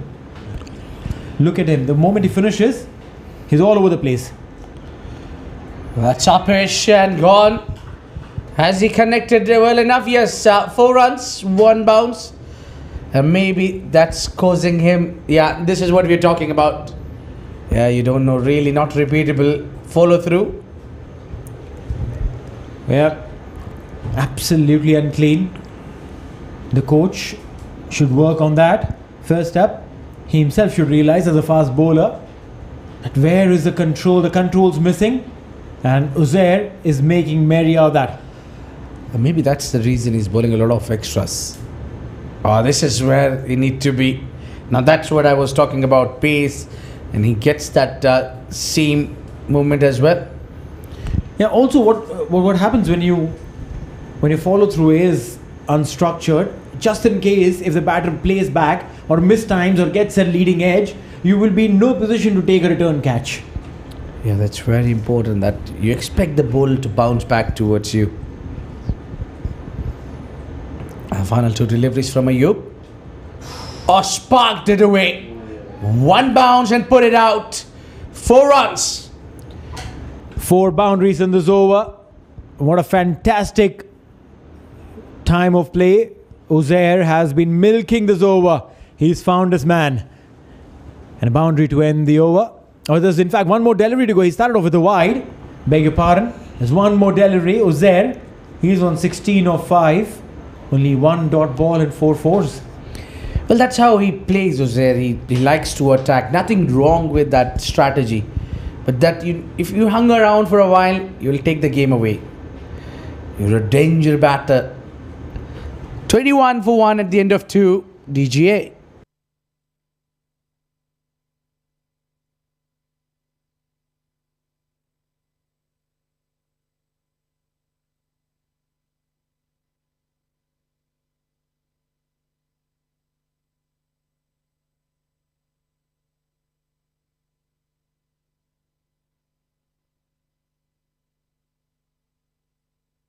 But there you go. These are been the talk of the town.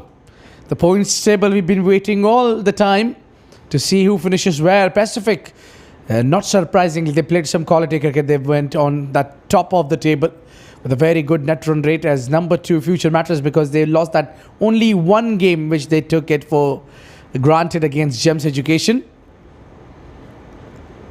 Tehran has been bowling at that good length area now. It will be very interesting to see how Tehran tackles Uzair Haider, because Tehran has been amongst those top wicket takers in the tournament. He's just 3 wickets away to climb onto the top of the table. Right now, we have Mohammad Jamshed, who's at the top of the table with the highest number of wickets. Contest within a contest. Yeah. Or maybe that shuffling one step for the batter is taking a little bit of a time. Yes, you can apply that strategy against the spinner or maybe the medium pacers. But against the bowler who is quick enough to beat you outside off and who's got a neck accuracy as well. Quite a bit of a challenge for Mohammad Aslam to tackle that one. The first delivery connected well, but he found a fielder. At times that turned out to be frustrating as well.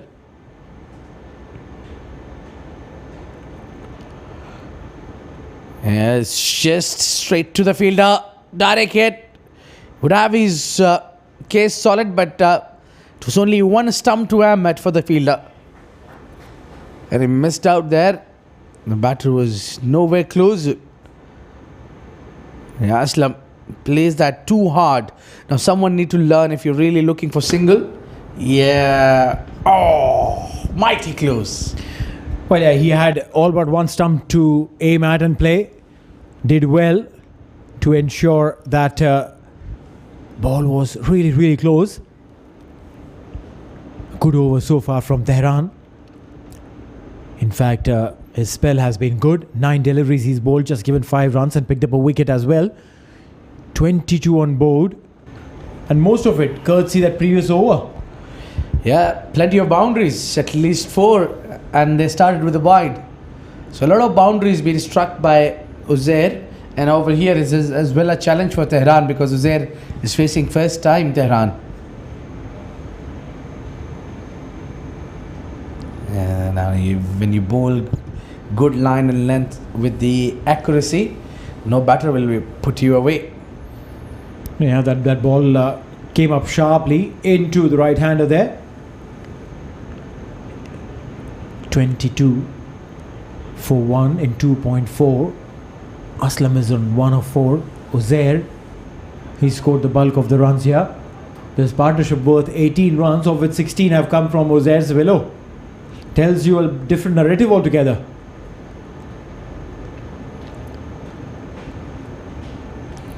Oh, no ball, no ball.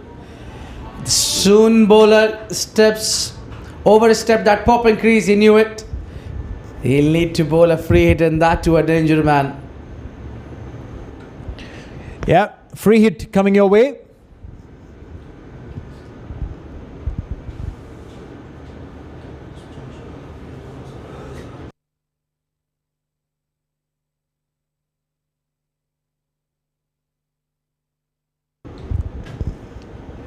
Banged it short. It's a good response on the free hit delivery there by Tehran. Couldn't do much, Haider. Now, Tehran is on number 3 on the table of the highest wicket takers, as many as 12 wickets.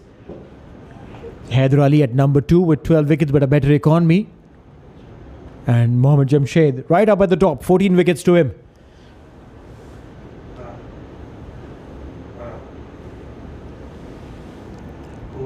The movement that he gets is absolutely sharp. Dot ball to end the over. Very good over from Tehran comes to an end. 3 overs gone, 23 for 1.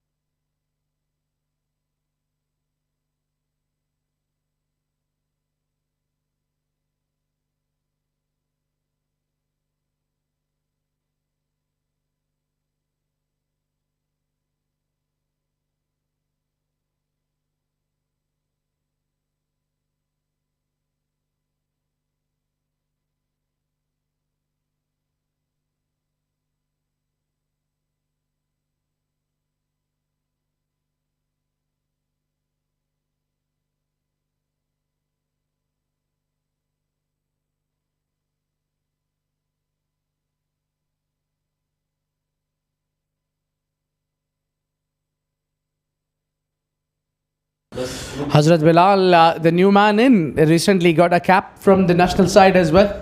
Represented the UAE national side in Nepal. He's quick. Oh yeah, he is definitely. Just needs to lose a bit of weight.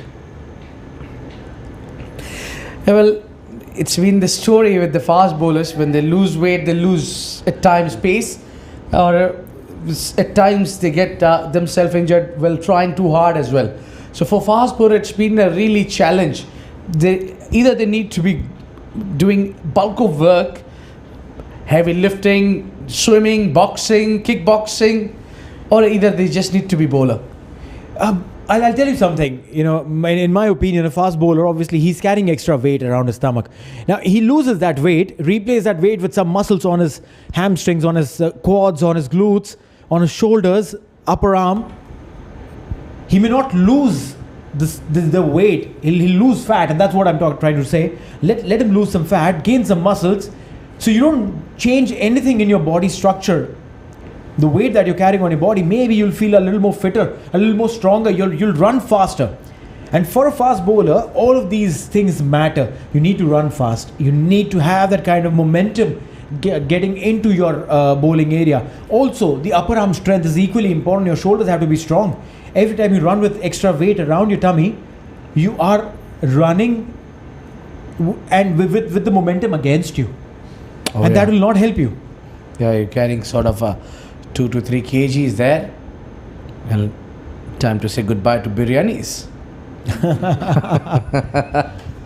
Well, one of the hardest part that is to keep you out from this all delicious food.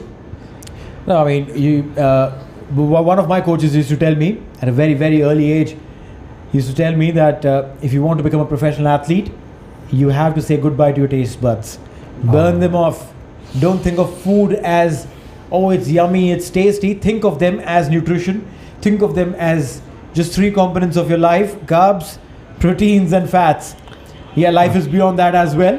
But when you are a professional athlete, you kind of need to probably be in that zone. Oh, that thing maybe just dropped in front, or did that carry? Faizan Awan there, an exceptional fielder.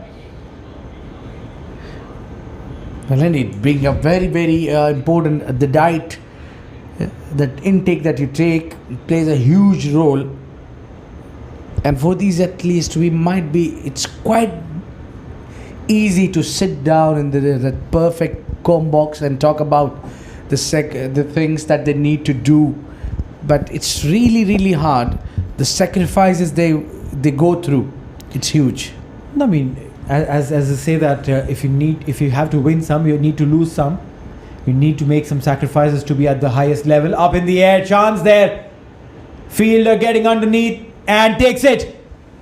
Hazrat Bilal will get that catch, will get that wicket, and Uzair Haider will have to depart. Well, it's the danger man, the wicket they wanted. That's the reason they brought in their spearhead fast bowler Hazrat Bilal into the attack. But some credit given to Ali Anwar. He's covered lots of grounds. He ran throughout from long off right till the boundary line backward. Not an easy catch, but he's safe as house. That second wicket down for Dubai Gymkhana. And the big man departs this time. Scored 18 of 13, 27 for 2.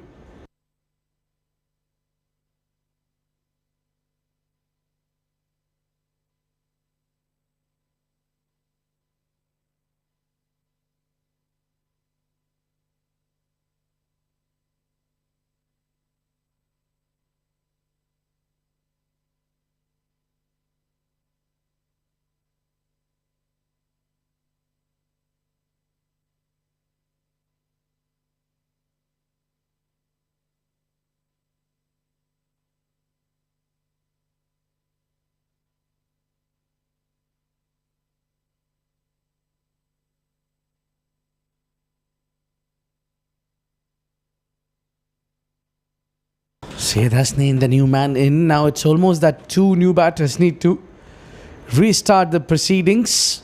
Yes, it's 172, but that looks a little tall task when you lose 2 wickets inside 4 overs. Most of the runs has come out from Uzair and they were relying heavily on that man. Hazrat Bilal, final delivery and extra bounce.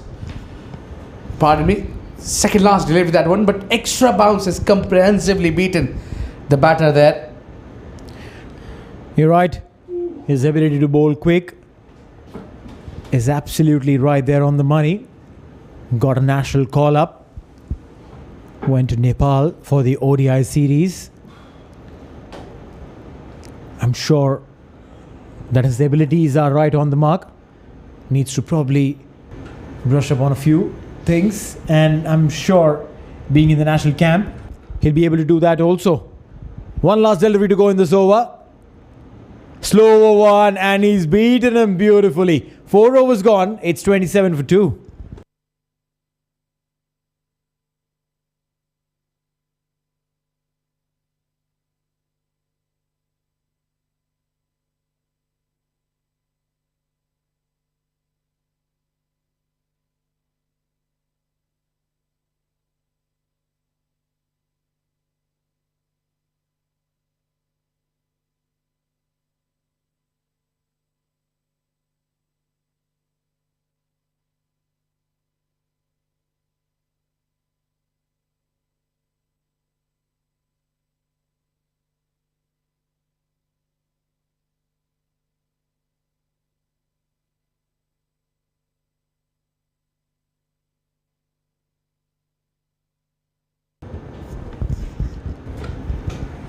Tehran continues. He's been absolutely on the money. 2 overs, 6 runs and a wicket for him. Well, Neil, also you learn a lot when you're partnering up with someone like Hazrat Bilal, who's express, who's quick, who knows from where you can purchase the bounce, the movement of the deck. So as a bowler, you really enjoy the partnership. Like we talk now, the talking about fast bowlers cannot be completed when you don't talk about Wasim and Waqar. 100%. Wait on offer will be called wide. And you're 100% right. The 2 Ws of Pakistan cricket, world legends, absolutely. And what they've delivered for the world of cricket, I would say, not just Pakistan, for the cricketing world at large, is absolutely incomparable. Indeed, when you talk about fast bowler, when you talk about the partner in the fast bowling department, nothing beats those 2 big Ws, Wasim and Waqar, and just add Shoaib Akhtar in between. Imagine. Oh, yeah, all okay. That says and gives a release bit to everyone. And that jagged in sharp. I'm sure if it hit him on the box, it's more of a shocker than anything else. Yeah, at least not a conclusion test there. And the box is not on the helmet. You're right. 100%.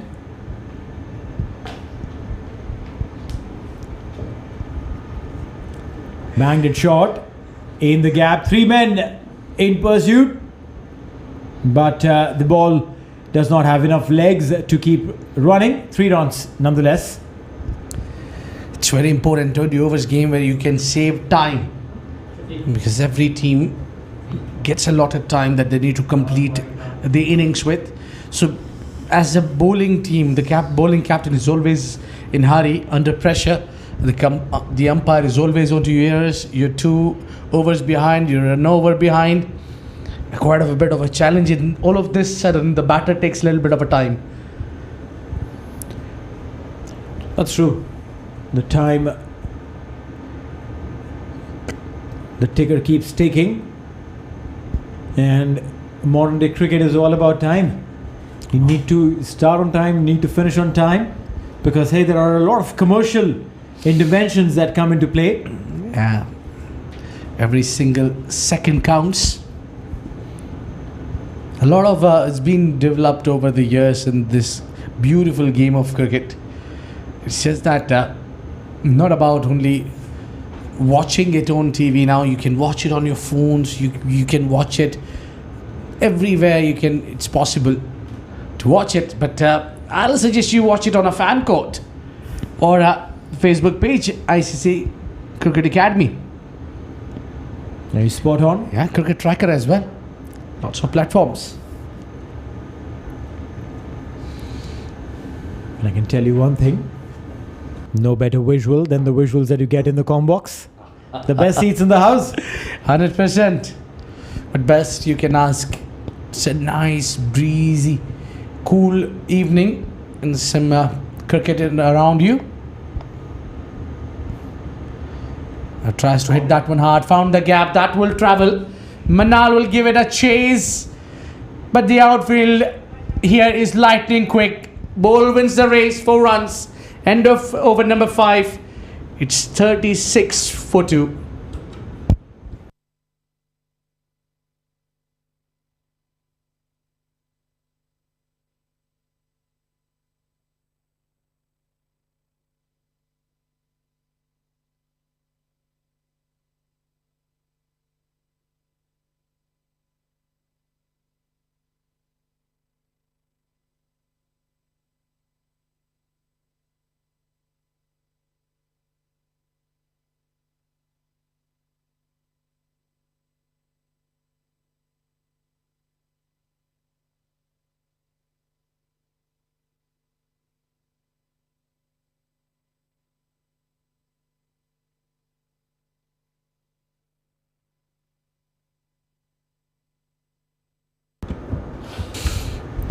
La 36 for 2.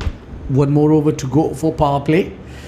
It's just the right time to bring in Sam, who was pretty relaxed sitting behind and watching the game. Welcome, Sam. Thank you, Abid. It's past 11 p.m. here in Dubai.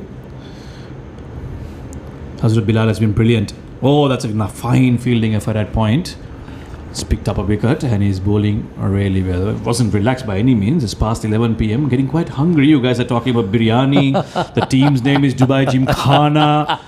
Every reason to want to go and have a nice meal out here in Dubai. Yeah, perfect timing. Maybe just the time when you need somebody to serve you dinner, sir. Well, this match is evenly poised. It's nicely poised now. 5 overs, 37 for 2. Getting a little difficult now for Dubai Gymkhana. That required run rate 9.17. They don't want it to go above 10. So one of these two now has to get going. Pulled it away. There is no fielder down there on the leg side.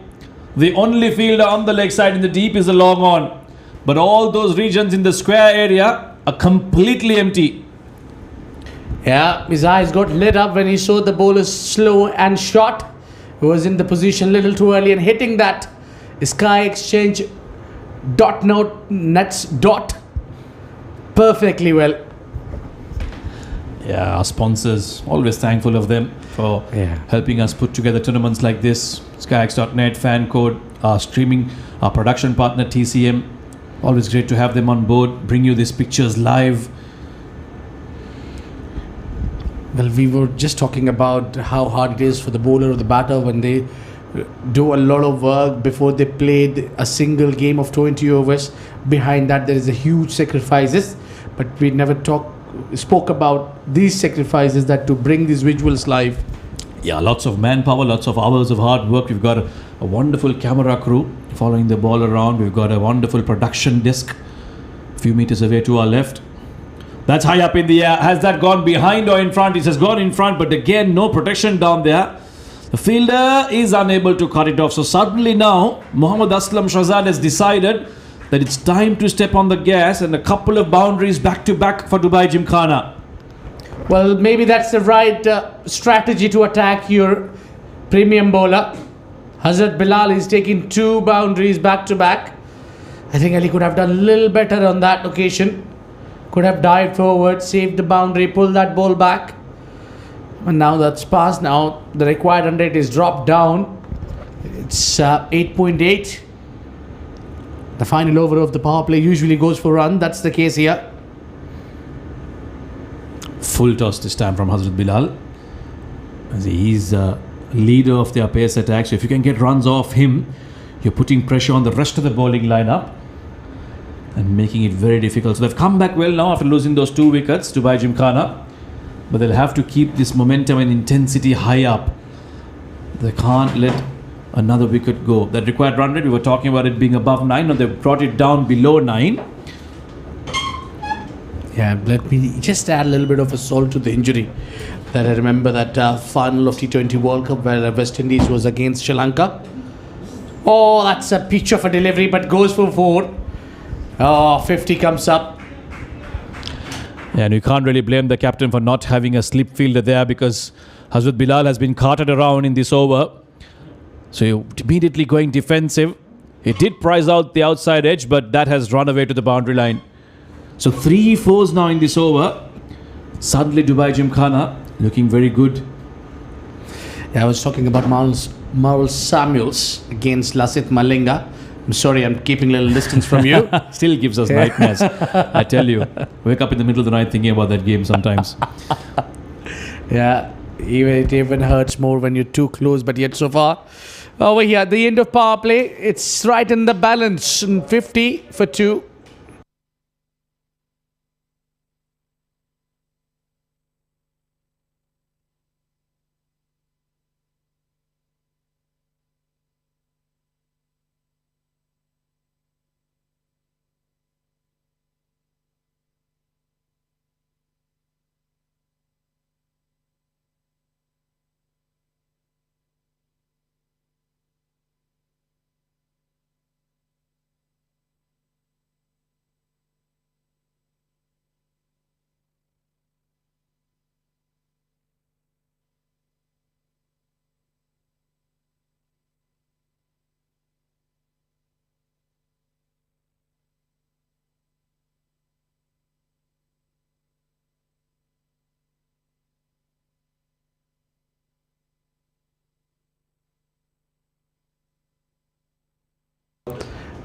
Ali Anwar to start, and so as Mohammad Aslam is started to put some acceleration on that runs, and all of a sudden you find MEM on a back foot because their main bowler Hazrat Bilal is being punished for some runs.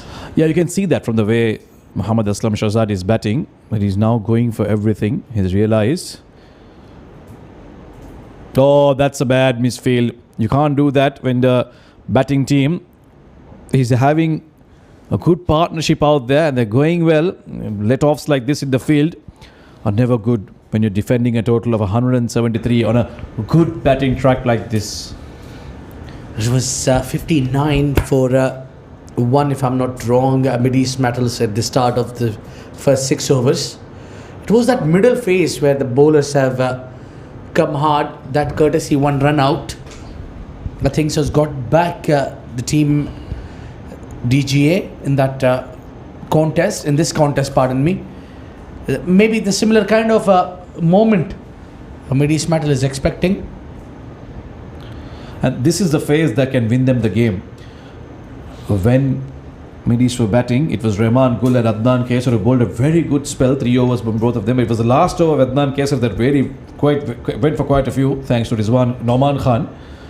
But other than that, it was those two spinners who really stemmed the flow of runs and brought things back into their favour. But they did finish well though, Midis Metals, Dubai Gymkhana. Especially this partnership will have to flourish if they are to chase this total down. Yeah, they at least need 60 to 70 runs partnership. This one should go further. Maybe another 30 to 40 more runs they need between these two pair. Should take them around, somewhere around 100 with 2 wickets only down with 8 wickets in hand. That's being cut away. There is protection down there for singles. This partnership already now 29, so looking good. These two, Syed Hasnain and Mohammad Aslam. Syed Hasnain has been brilliant in the field today, but can he contribute with the bat? 7 done, 56 for 2.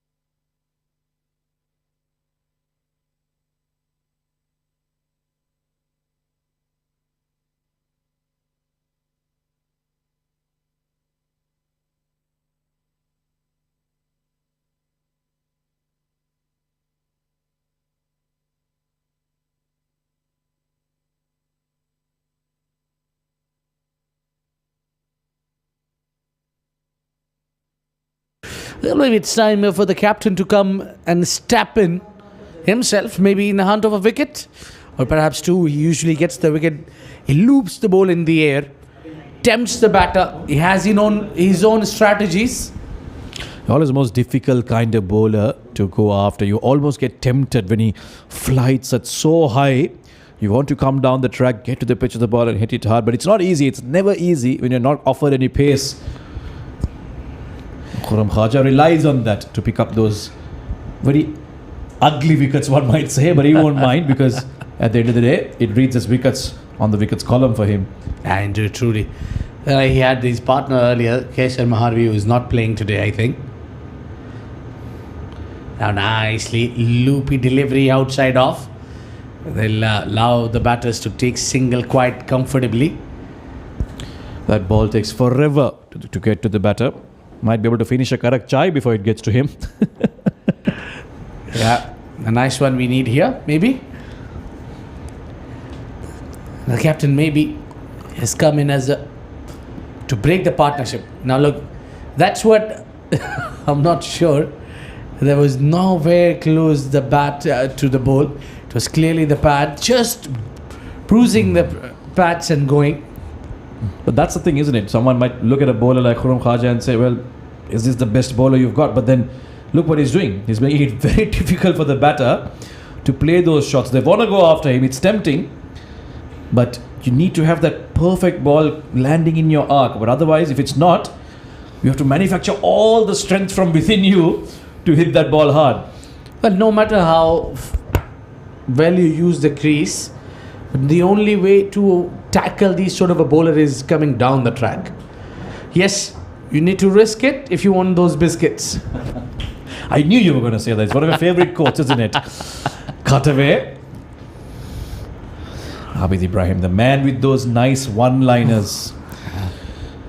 58 for 2 now. Now look, just 2 runs off this over. Khurram Khaja has done a decent job. Now, he should continue either from one end. The other end should be a fast bowler. For me, you just can't allow the other end also to be operated by a similar kind of a bowler. Don't let the batter settle. Yes, keep them guessing. Don't allow them to get into a rhythm, because that's the mistake that a lot of captains make. When one end is going well with one type of bowler, mix it up from the other end. Give him a different challenge to deal with. 60 for 2 now. And the towels are out. Yeah, we were expecting a duty. Look at that. Now, when you try to play from the crease, it's quite a bit of a challenge for you. The throw was completely off target. And the keeper is asking, it should have tried to my end. 8 gone, 61 for 2.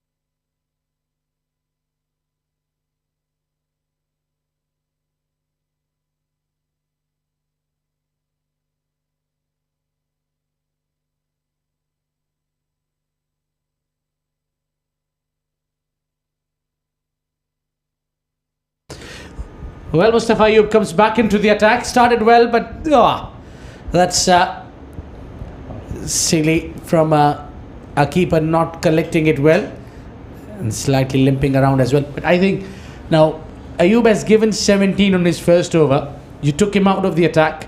He's in a bit of a bother. Well, the confidence has been slightly shaken. So you need to give him a confident. And for that, you need to give him a fielder at Slips Gordon. Yeah, one could argue that case for sure. He's definitely express. So we'll get that edge every once in a while. Oh, that was in the air for a moment. Point almost into the game. They'll still cross over for a single. So clearly uncomfortable with the pace, Muhammad Aslam Shahzad there. He's making room and sort of running away from the ball coming into him. So now he needs to harness that pace, Mustafa. You're still very young, I'm sure. If he can just harness that pace and get that control going. Yes, you discussed about how extra has been his problem throughout his career. He's still young, I'm sure he'll learn. But if he can just harness that pace and get better with his lines and lengths, be a very good asset. Yeah, nicely targeted towards the body line. That's his raw pace. Yes, we spoke a lot about this young man. Definitely when we're talking about someone, is that we've seen some talent in him. Or just we want to things to be in places, in the correct places. As Neil pointed out, is follow through. I'm sure if there is a coaching system in place within this team, they'll pick that point up and they'll look to improve that for him, Mustafa Ayub. Wide of the crease this time, angling in again. So that seems to be his natural line to the right hand. It angles in. Well, he's almost unplayable to the left-handers, let me tell you. I have seen him bowling against the left-handers. You would certainly not enjoy. Well, I don't enjoy facing anyone for that matter. Batted about number 8, 9. Oh yeah, no pressure whatsoever. No pressure. If you score, you're good. If you don't score, no one's going to say anything to you. Well, indeed. Well, it's nice to be a tail-ender, but I like to think of us as an all-rounder. Syed Hasnain will face him now. Slower delivery, full toss. And they'll try and get a single off that misfielder. Mustafa Ayub should have been behind the stumps. He was ball watching. And had he been behind, would have been an opportunity for a run-out. Yeah. A lot of throws gone here and there. None of them struck really into those stumps. All those throws has been just around that wickets. No direct hit so far. I really would like to see one. Yeah, there was one in the Mid East Battles innings which got them a very important wicket, that of Anwar Ali. Ali Anwar for that matter, the left-hander of his first delivery. Short ball cut away. The fielder will clean it up and that'll just be a single. They won't take on the arm. So good over in the end from Ayub. 9 done, 67 for 2.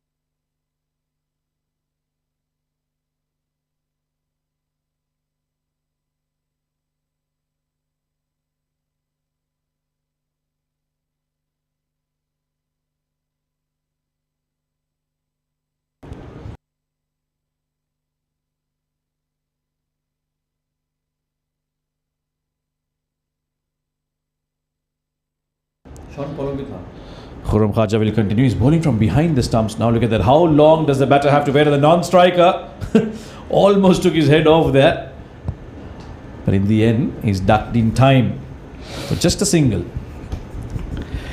Well, the batter does not have only a contester against the bowler. It's their partner also aiming. Oh, well done. Reminding me of a movie, Matrix. Pardon me. Matrix. Yeah. I was wondering what metric is an Matrix, examination yeah. in India. Metric. That's the metric I know. No, the Matrix, yes. Where I don't recall it, but yeah, the hero is trying to get away from the bullets. Well, he bends backwards. In this case, he just had to bend downward. Much easier to do. That's down the ground. That's been sent downtown. Muhammad Aslam Shahzad has seen enough. He's like said, Khurram Khaja, you can flight all day, but now run out of patience. That's been cleanly hit behind him for a maximum. Well, I tell you, Sam, he was too full on that occasion. He was continuously troubling the batter when he was bowling on a good length area. But this one was easy picking, even curved in the air as well, right behind that side screen for a glorious maximum. 31. Mohammad Aslam is batting on, and he need to do a little bit more than this. At least 50 from him. He's standing very far down the leg side. Again, it's been punched down. So this partnership now 49 between Syed Rasa Hasnain and Muhammad Aslam Shahzad.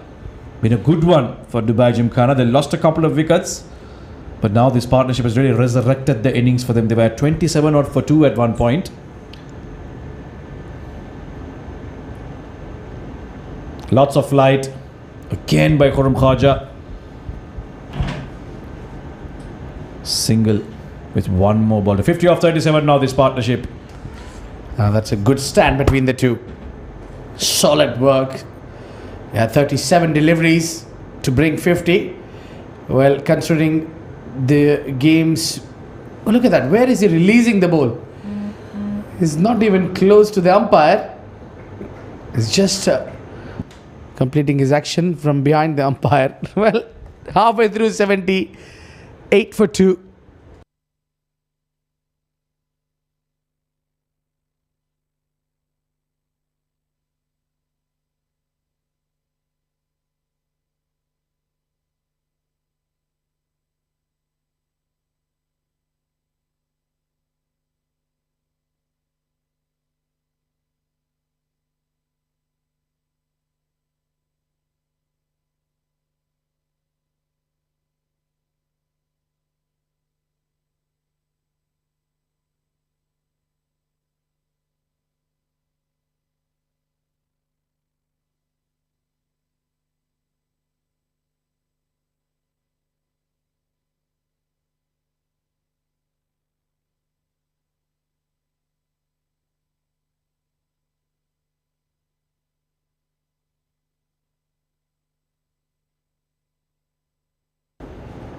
The wrong-footed Ali Anwar will bowl his second over and give away a single off the first delivery. Syed Hasnain will now be on strike.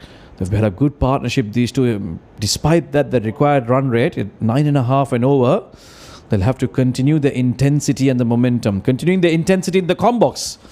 Abid takes a break and Mr. Supanil comes back. Thank you so much, Sam. Required run rate just under 10, which primarily means that they will have to still try and attack whosoever comes. Can't be going easy on the bowling. One good thing about the Gymkhana boys is the fact that they haven't lost too many wickets. Just 2 down. Mohammad Aslam trying to cut a ball that was way close to the stumps. Not the right idea. With 8 wickets in hand in the last 10 overs, they love to take those calculated risks. And instead of maybe trying to hit everything, they'll have to be smart here. Try and get a boundary every over and then get those 8 runs, 9 runs somehow every over. Take the game as deep as they can. That's nicely driven.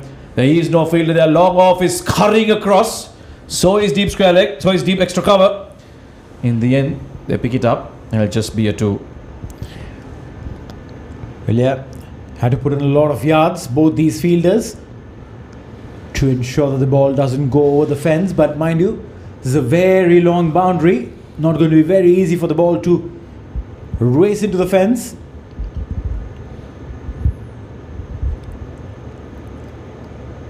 Hit down the ground, and the fielder completes the catch. That was hit flat and straight, but long on, ran across and took that very, very well. An important wicket here for Middle East Metals. Muhammad Aslam, the danger man, goes. Yeah, it was short and slow. Had to wait for the ball to come in. Very good effort. Chest height catch. And done. 82 for 3 as Mohammad Aslam Shehzad walks off. 36 of 28 his score.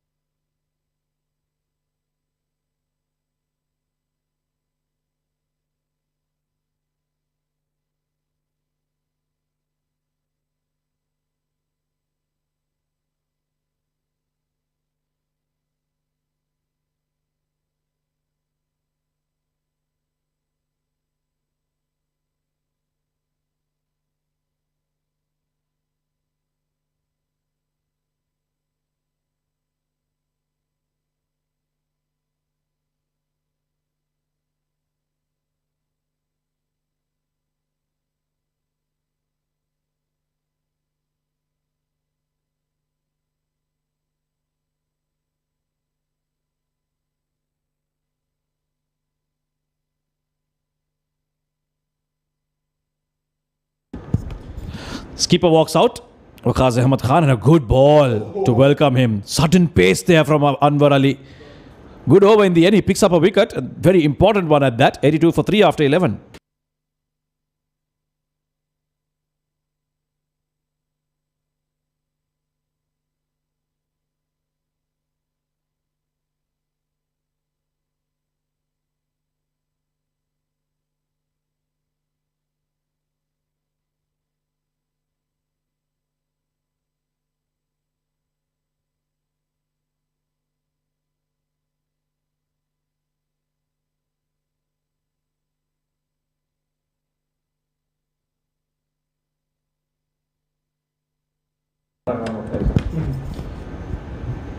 Khurram Khaja will continue with that slow, loopy off spin. Hasn't really allowed the batters to get away. But they'll have to now, because that required run rate is 10.5 almost. If it's not now, then it's never going to be. It might just be too late for Dubai Gymkhana. Bowling the wrong one. Letting the ball go away from the right-handed batter, Khurram Khwaja. He's an experienced bloke. You're being kind on him, calling him a bloke. We generally use that for very young cricketers, but... Well, I mean, you look at his enthusiasm. Nothing less than that. Yeah, that's true. Definitely loves his game. Still got the passion for it. Most of these cricketers do, obviously. Coming out every day, putting in those hard yards. I can tell you, because I've played alongside him, part of the same team, part of the ICCA Academy side, 2015, toward the England,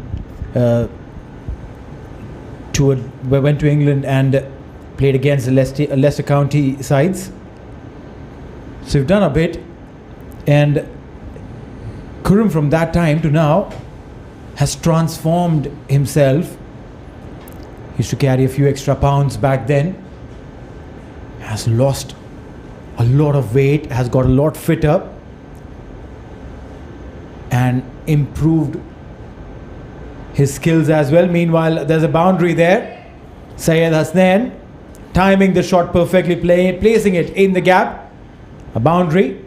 They're looking to skid that through Khurram. Just trying to give it a bit of pace, but that's what the batter's waiting for.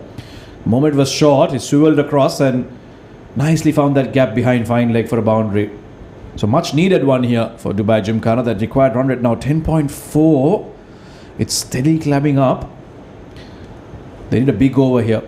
A big over of about 20 runs, maybe 25 runs to bring that control back, bring that balance back in that battle between the current and the required run rate.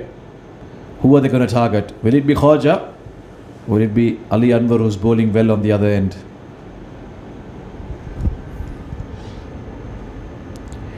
Tossed up, this time slightly fuller and away from the right-hand batter.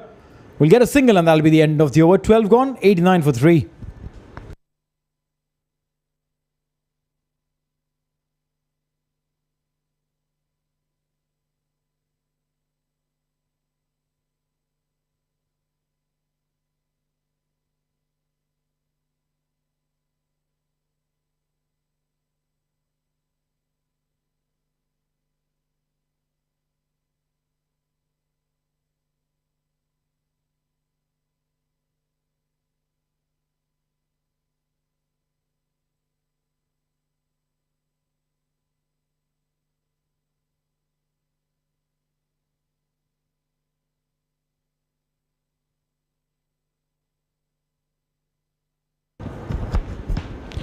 Ali Anwar will continue. He's bowled well, 2 overs, 1 for 10. They'll steal a single off the first delivery. Soft hands onto the leg side. Syed Hasnain will get off strike. Now he'll look to bat through now. 25 of 26. He's been there for a while. He's seen what this wicket is doing. He's seen what the bowlers are doing here. Waqas will be the one who will try to play those big strokes, take those risks. But Syed Hasnain will have to bat through and then see his team over the line here. It's a mammoth task now. 10.6 that required run rate. 90 for 3 after 12 overs. They'll have to play out of their skins to win this game. Very good delivery and a very good take there by the wicketkeeper. Dived onto his left-hand side, almost blinded by the batter's presence. Good take nonetheless. 90 for 3. Going slow. Slightly slower than what they would have liked. Letting this one go. It's a rare thing. It's a very rare thing to let the ball go in T20 cricket. All the batter probably needed to do was just connect. He had opened the face of the bat, had just to connect and give the ball some direction. The third man inside the circle maybe would have got a boundary there. 83 of 45 required and the batter chooses to leave. Wow. The things you see in cricket. But then he left it because he was waiting for a delivery like that. Short stuff by Ali Anwar. Waqas was waiting and he finally got that loose delivery, put it away for a boundary. No, that was poor. It was a short delivery. Enough time for Waqas to play it in the direction of his choice. 94 for 3. 2 more deliveries to go. 79 of 44. That required run rate. Definitely will be a little bit of bother. Look at him vigorously cleaning the ball, ensuring that the seam is dry. Very difficult for the spinners to ensure that the ball is kept dry. All the more trouble when it's a seam bowler. Getting to control the ball is a challenge. Well, the trouble for Dubai Gymkhana has been, if you just look at that over 1-0-0-4-0. Yes, they've got the boundary, but in between, it's been nothing. That is the exact opposite of what Midis Metals did. They weren't getting the boundaries, but they were getting those 1s and 2s. Even while they hit it straight to the fielder, they managed to steal those singles, which is what Dubai Gymkhana have failed to do tonight. And that's what has got them in this position. There was almost a catch just short of the fielder there, and a direct hit would have had him in trouble. The skipper would have been gone. But he'll live to see another day.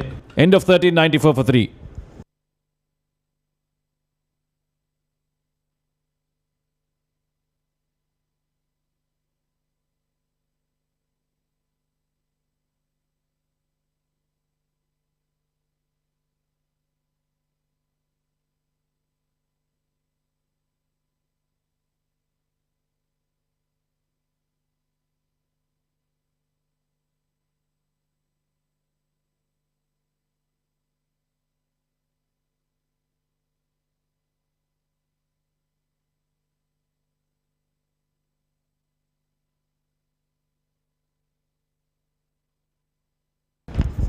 Well, that's a look at the points table. Pacific Group and Future Metros obviously qualifying into the semi-finals from Pool B. Now you might wonder, what has this game got to do? I'll tell you, Dubai Gymkhana and Medius Metals are fighting for that 4th spot. Dubai Gymkhana, if they can win this, they'll be comfortably in it, because the top 4 teams will also play another tournament after this. Meanwhile, Khurram Khaja was given away just 23 off his 3 overs. Will finish his spell off here. He'll be looking for a wicket. He'll be desperately looking for a wicket as a skipper of the side. You need to put pressure when the team is under pressure. Don't take the foot off the pedal. Close the lid and lock it. And that's what Khurram Khaja would be thinking of. He picks a wicket here, and especially if he can pick the wicket of Syed Hasnain, who has been in the centre for quite some time. Right down behind the bowler. But the fielder had long off, knowing that the batters like to hit right behind, is very square. And because of that, it'll just be a single. So, smart field placement there. Keeps putting that ball into that backward because it's getting quite wet out there with the dew. That's one way to keep it dry. Steps forward. This time he's made a good enough connection, and the fielder will only watch it sail over him into that school. So a much needed 6 here, breaking the shackles. Syed Hasnain, if there was anyone to do it, it had to be him. You're absolutely right. Judged the length of the ball perfectly. There was a man standing at the boundary. Had to ensure that the ball is over his head, and did that with perfection. Syed Hasnain. He'll have to stick around for the remainder of this innings. Get the runs going. Let the other batters bat around him. This time all along the carpet. Straight to the fielder will be a single, and he'll get off strike. Yeah, now they've got 9 of this over. That's how they needed to go. Don't get bogged down. Even if you get that boundary, make sure the rest of the deliveries are either 1s or 2s. And the moment you do that, the bowler suddenly realizes he's giving too many. Then he might try a different ball to try and get you out. That's when those loose balls will come. That's when you capitalize. Down the leg side, that's been swept away. But there is a deep square leg, and it'll just be a single.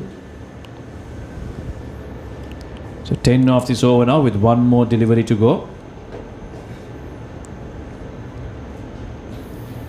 He's been expensive today for his liking. Khurram Khaja, 33. 1 more delivery to go. He'd be thinking wickets, I can tell you that. He'd be thinking wickets. He's not going to look to contain. 69 required of 37. 11.2 the required run rate. That itself is growing with every single delivery.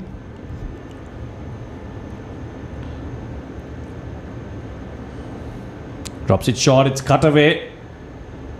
The cover fielder. Oh, there's a chance for a run out there. The umpire will want to take a look. Neil has raised his finger in the comm box. Let's see what the TV umpire thinks. This should be an interesting one. Well, yeah, he cut it and went straight to the fielder. What I like about the fielder is that he didn't waste too much time. Collected and threw the ball. And the wicket keeper, oh, whipped it. How close is that? How close is that? I think he's a goner. I think he's a goner. Let's look at the umpire's hands. Is it going to go up? Will the finger be up? I think we're still waiting for that signal. I'm mighty impressed with the work of the fielder standing at the point position. Good collection and a fantastic throw. The umpire, I reckon, is still waiting, and everyone is waiting for the third umpire's call. And Syed Hasnain is the victim here, so it'll be a big wicket for Medius Metals if they can see his back. Big decision coming up in the context of this game. Could be a make or break for Dubai Gymkhana. In fact, it was Waqas who was at the danger end. Apologies there. I just got confused by Syed Hasnain being on strike. Who wins?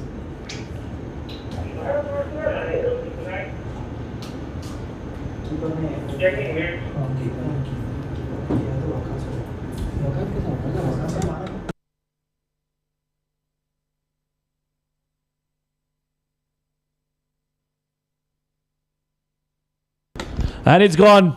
The umpire has decided finally that was gone, and it is Waqas, the skipper, who has to walk back. But a brilliant piece of fielding here. Well, yeah. He cut it there, Hasnan. And fantastic job there at the point. Picked up and quick release. The wicket keeper didn't traditionally, you would see traditionally the wicket keeper would take the hand back with the ball. He didn't do that. Held the ball and whipped the stumps. Fantastic job there. And that's the end of Waqas. 104 for 4.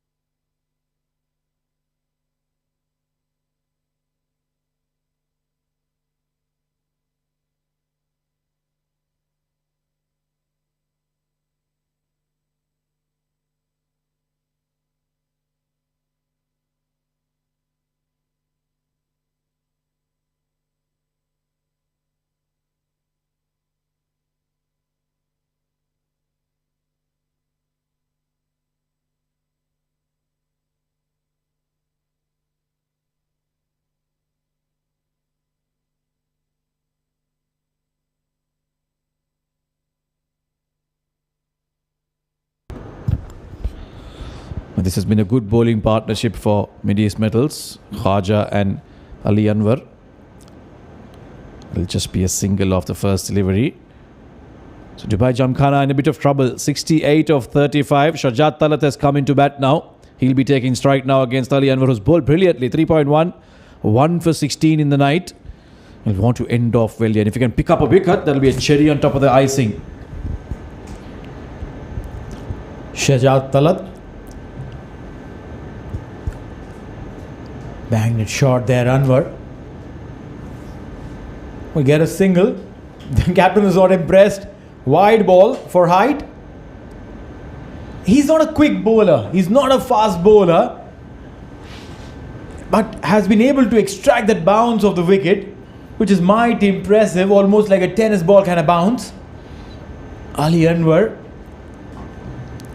To be very honest, I'm not a fan of bowling that height that early in the over, which primarily means for the rest of the over you have taken the short ball out of the equation, and the batter knows that now. Yeah, you become predictable when you're so early on with at least the first ball of the new batter. When you bowl that short one, as you said, it takes out that surprise element from the over. Now you're going to be either on a good length or on a full length, which makes it easy for the batter to make a decision. It's mostly going to be on the front foot. Still bangs it short, this time down the leg side. He's a wrong-footed bowler, mind you, Anwar Ali. It can be very confusing to a batter if you're facing him for the first time. I still remember Sanat Jayasuriya, the man who changed cricket for good. He found it difficult when he faced Sohail Tanveer for the first time. Got bowled in a T20 World Cup match. The first time he faced him, the first delivery, was completely dumbfounded by that wrong-footed action of Sohail Tanveer. And to date, we hold a grudge against him as Sri Lankans for doing what he did.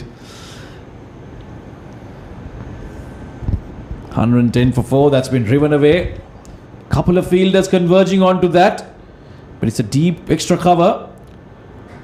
We'll just stop it from the boundary. It'll be 3 runs. And it's also being called a no ball by the umpire. So a cardinal sin here from Ali Anwar. Maybe just spoiling what has been a good spell by him. Yeah, started off with a wide, now a no ball. No, that's not a good sighting for Ali Anwar. He's a senior statesman on the side. We mentioned about the wrong-footedness. That itself is a confusing aspect for a batter.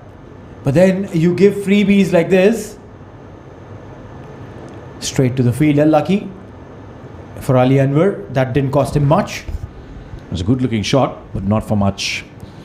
So now the required run rate, 10.88. It's always been hovering around there. Dubai Gymkhana, every time they looked like they were getting a partnership going, Mid East Metals have been able to break that and come back into this game. This might just go down the wire. Shot pulled away. Is there a fielder there? And he takes a fantastic catch there. What an effort down at the boundary line. And it's Mustafa Ayub, the youngster, who's taken a brilliant catch. In fact, it's Faizan Awan who's taken that catch. But what a take. Well judged. Well, yeah, he took the catch and then realized that maybe the momentum will take him back. Threw the ball back, but he was safe all along. And that is a very big wicket at a crucial time going in. Talat goes back 5 of 3 and half of the side is back in the hut at 115.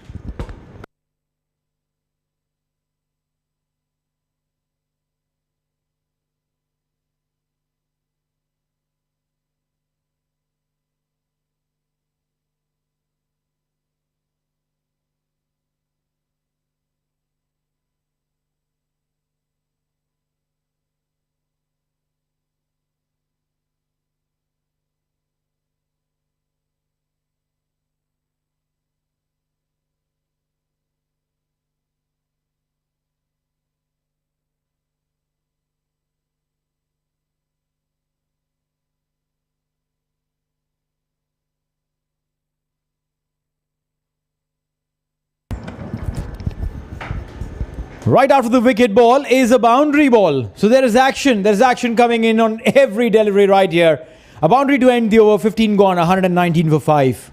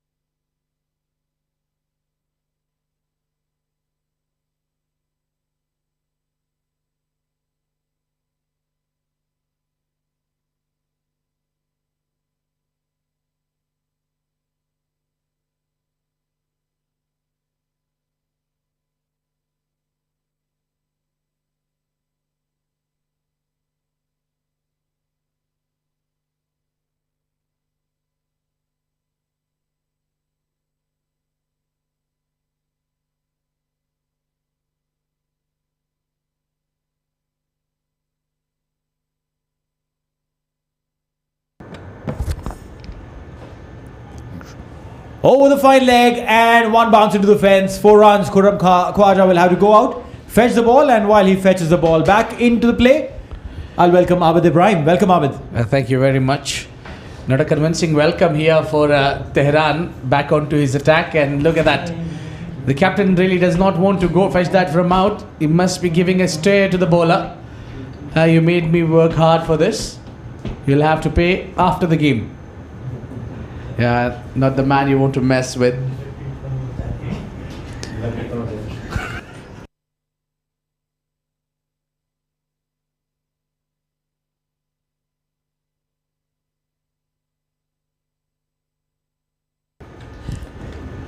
Tehran will continue. He's bowled a good spell so far. But mind you, the Gymkhana boys will have to try and get runs from every single possibility. They'll have to create chances here. 20 is what he's given in 3.2 overs, which primarily is 20 deliveries. So he's done well. He's done extremely well. Well, it's just that about you need to get somewhere close, drag the game as much as you can. Oh, bowl that wide Yorker. Now that's a good strategy now. Saeed Hasnain being the crucial member in this run chase.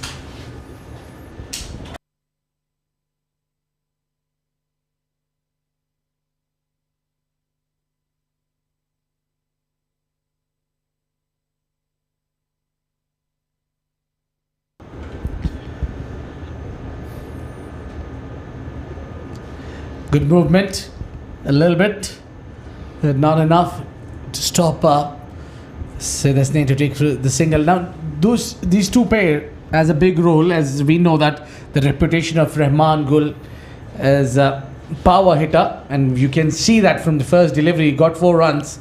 So maybe I find that there's a slight bit of a chance of DGA to chase this down, because the dew is also been the factor in the game. See, 10.85, that's not a big ask if you're considering that there are just 4 overs to go from here on, which primarily means that they'll have to go look for boundaries, a couple of boundaries every over, and the game could be theirs. They've already got 1 boundary of the over. Beautiful delivery right in the block hole. Did well to block the ball there. A single. So got 8 runs off the over. A boundary here will take it to 12, which primarily means they would have got their required run rate through. Now you got half of the team in the hot sitting. You just need to watch out 4 more overs, and the required run rate is around 11. You got 2 batters. Both of them can go and take the chances and clear the fence quite comfortably. One should go for the attack. Yeah, Sayyid Hasnain was close to his 50, and they'll complete 2. Good running this is. Exceptional running. 16 gone, 129 for 5.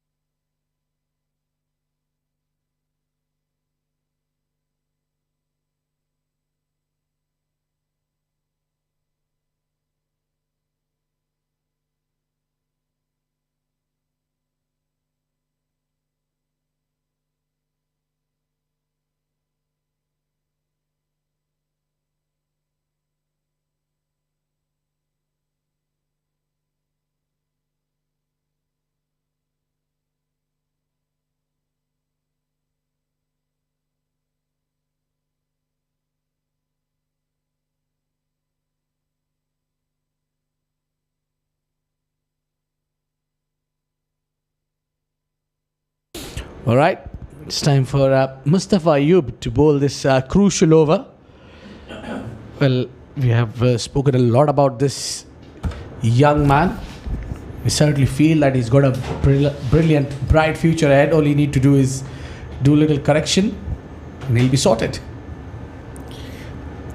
Down the leg side, Hasnain says, I will take the charge and run to the danger end. He's not happy with Rahman's effort. Rahman was ball watching.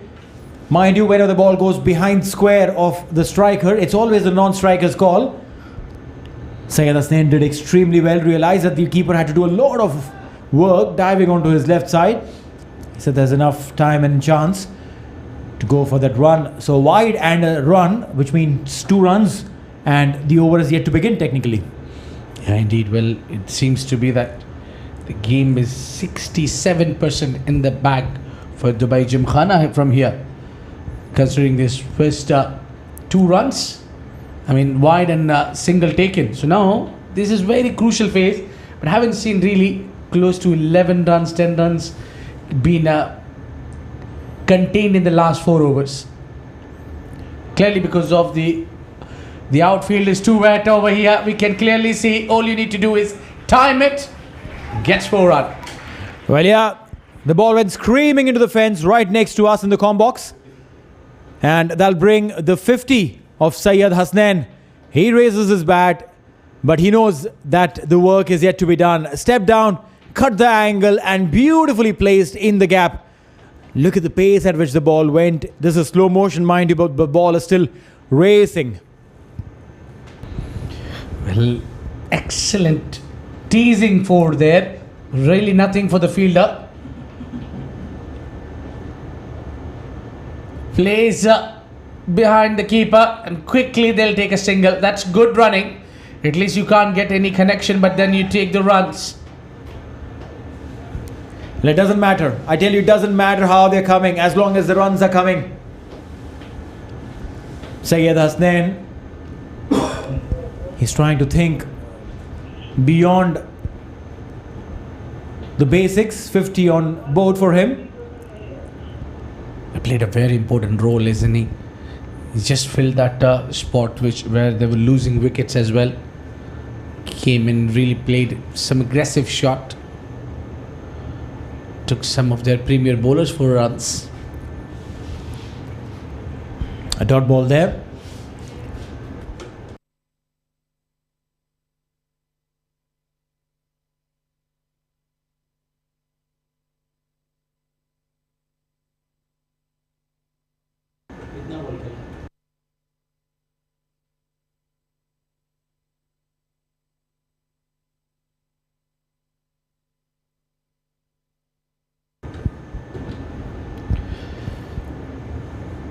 Ashub has to pick up a wicket here. He bowled in the slot, looking for the wicket. And that's the only way you can make a comeback in the game. Pick up a wicket here, break this partnership. Well, yeah, and trying to get the wicket of this man who will be on strike now, Syed Hasnain. He's on 50. And what will be imperative is trying to get rid of this man, because the next person who comes in will have to try and settle in, try and understand what the bowlers are bowling. 36 runs required of 20 deliveries. We have seen a lot more being chased down in 20. Beautifully played there. In the gap, the ball will race away. 4 runs. Nothing for the fielder. Now 12 runs coming off this over so far, and you have one more delivery to go. Look at that. Tell me a better shot to play under pressure than that. Knowing exactly where the fielders are planted. He's just glided towards the third. He knew it, the third is up. Make a full use of the field placement. Exceptionally done well, Syed Hasnain. Well, yeah. The whole field placement, the whole outfield is now mapped into his brain. And he's using that information to his advantage. Wide delivery, and the umpire will call it a wide. Runs coming in, things are getting slightly easier. The required run rate now below 10. And that's what the batter were looking for, to drop that required run rate down to 10 or maybe below. And they wanted one big over, and certainly they got one. I'm just having concern about Mustafa Ayub, that before he come in to bowl this over, he had given 24 in 2, and still the captain had the belief in him. Need to make up by picking up a wicket. Oh, good delivery to end the over. 142 for 5.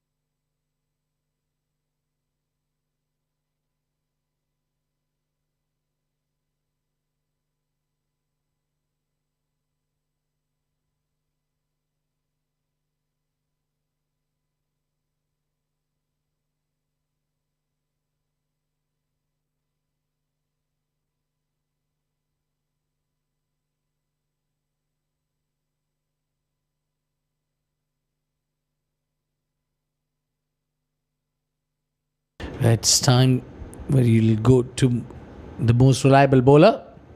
Hazrat Bilal fired it up, sprayed it down the leg side.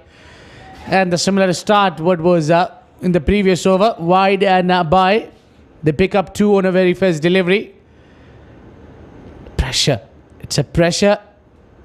Very hard for the bowlers to grip the ball as well. And when you're too quick, slightly here and there, you leak runs. You don't have plenty of runs in the tank.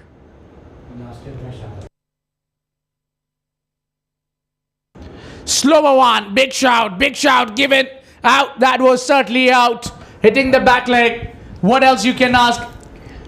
Big wicket by the big man. Hazrat Bilal comes into the party and says, listen up guys, here, I've got him. Smack in front of the wickets. And umpire didn't take a moment to raise his finger because he knew it's plumb. The big man gone. Hasnain, as the Gymkhana boys totter at 144 for 6.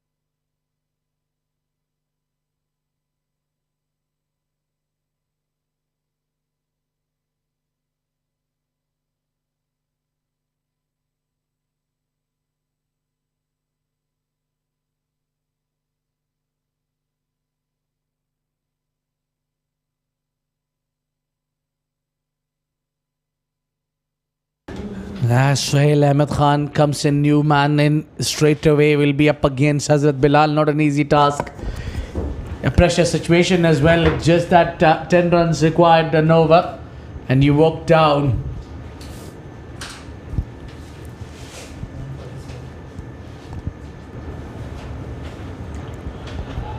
Goes towards fine leg. Will open his account. But importantly will bring Rahman on strike. Rahman started off his day with the bat, with the boundary on the very first delivery. He'd want to try and replicate those, probably get a couple of them if he can in this over, because the moment he does that, the pressure will be off him and his partner and his side. Hazrat has done well for his side, picked up 2 wickets, 21 runs he's given. Can he pick up a couple of more and shot and completely shut the ambitions of the Gymkhana boys? Banged it short. Didn't really harm or change much, just a single though. Maybe there's a half a chance. Maybe. Well, you're thinking that Dubai Gymkhana might get cruise to the victory, but we forgot that there is a hurdle in front, and certainly that is Hazrat Bilal. And one thing I have seen in this man is he's improved a lot since he's got that national call, and he's really worked well on those slower ones. Let me tell you, the back of the hand deliveries has been absolutely brilliant.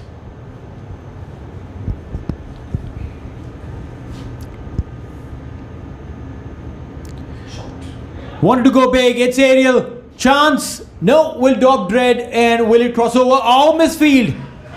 There's drama on the field. He'd covered all the ground, reached the ball, and just when he had to collect the ball, let the ball go underneath. Yeah, it's all sorts of the trouble for Midis Mattles. He did the hard work. It was just that he had to pull that back and couldn't really stop the ball. Oh, you can't be blaming the dew or anything else. It's just that you took your eyes off on the last moment. 150 up for Dubai Gymkhana. 23 required of 14. This is less than 10 and over. And I tell you, a few hits to the fence and things could change. This time again up in the air, chance. But the ball will win the race. Over the fence, that's the maximum. Runs are coming thick and heavy. Hazrat Bilal's quicker deliveries are getting punished. Not in the right way, but well, it doesn't really matter. What a match we have here, Niloja. One delivery, we see Midis Mattles winning this, and the other we see Dubai Gymkhana. It's that kind of a day here at the office. Well, skipper Khurram Khwaja of Midis Medal sitting outside now. He's done his bit. Atiq standing in that black jacket, part of the UAE camp. It's a fantastic wicketkeeper bat. An extremely talented youngster. And he's worked really well on his batting as well. Nowadays, that you just can't be surviving as a special wicket keeper. You have to have the skill to do batting as well. So he's extremely worked well on his batting. I've had the opportunity of working with him during the camp, and I can tell you, he's one of the hard-working lads. Towards the square leg will just be a single, and that should be the end of the over. An expensive over comes to an N18 gone, 157 for 6.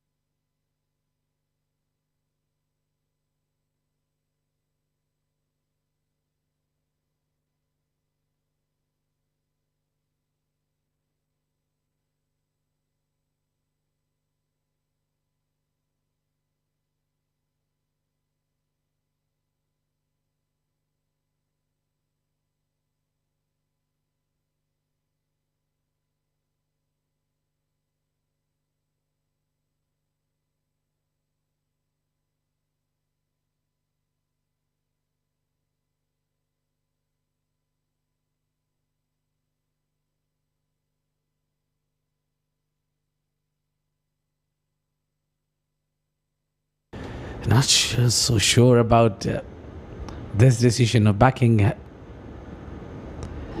Mustafa Ayub. It's drilled down straight to mid-off. They'll take only single.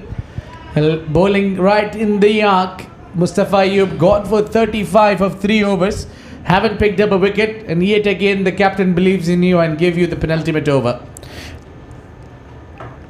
For a moment I was a little bit scared when he came into bowl to the left-handed batter there, Sohail Khan, because of his bowling action in his follow-through. He in fact came right on the center of the wicket.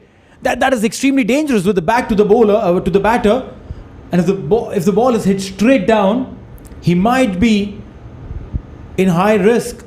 When he's bowling over the wicket, it's all fine, all okay, because he's moving away from the line. But the moment he bowls around the wicket, oh my God, his follow-through looks all the more horrible. Yeah, we've seen earlier that from the over the wicket, he was slightly bit that he's just having some concern. Maybe that spikes have got a lot of grass on it, not gripping. Yeah, that happens. Now he's changing that shoe. Look at that. That's teamwork. That's very good teamwork. He realized probably the spike has come off, or there's some issue with the rear spike. No, the shoe's too big. Yeah,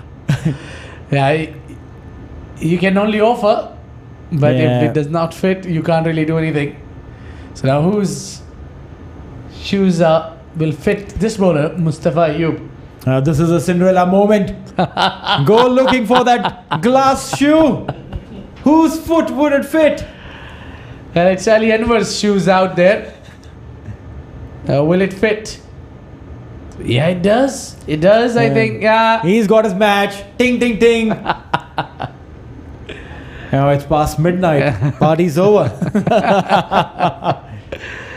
Well, these are very beautiful scenes here. He's got only one shoes. Come on. You got to have both the same shoes. How? Well, yeah, he probably is just trying to save some time. Because if he had to change both the shoe, the umpire would have raised in concern and said, listen, you can't do that.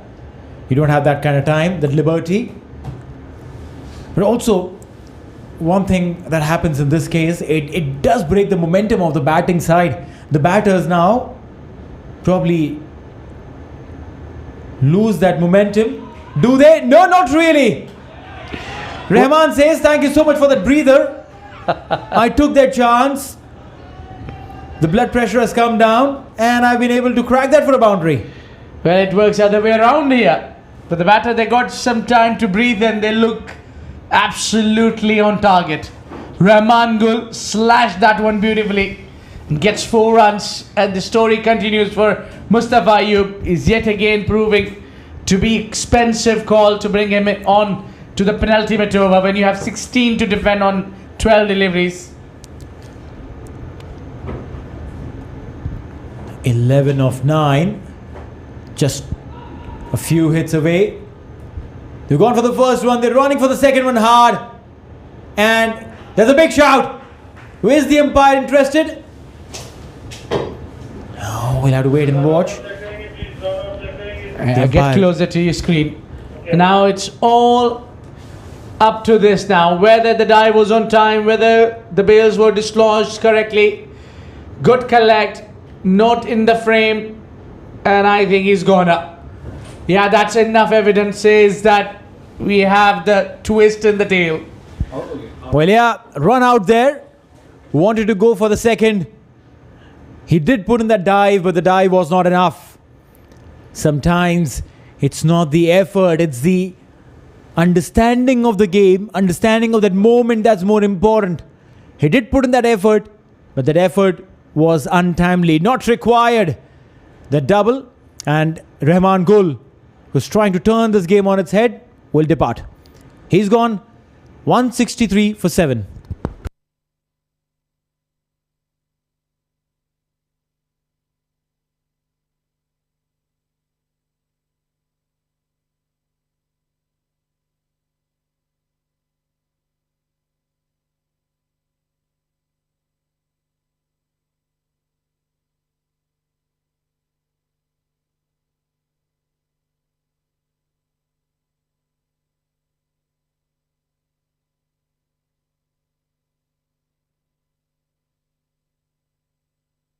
Well, I still believe that there was no need of taking 2 runs. He was almost runnable. And it was very crucial wicket of Rahman Gul. He put the main wicket on line. Good collect. We might want to make sure. Yeah, he was well shot. And he's gone up. Adnan Kesar comes in to join the party in very difficult location here for him. He should be looking for providing those singles to Sohail Khan.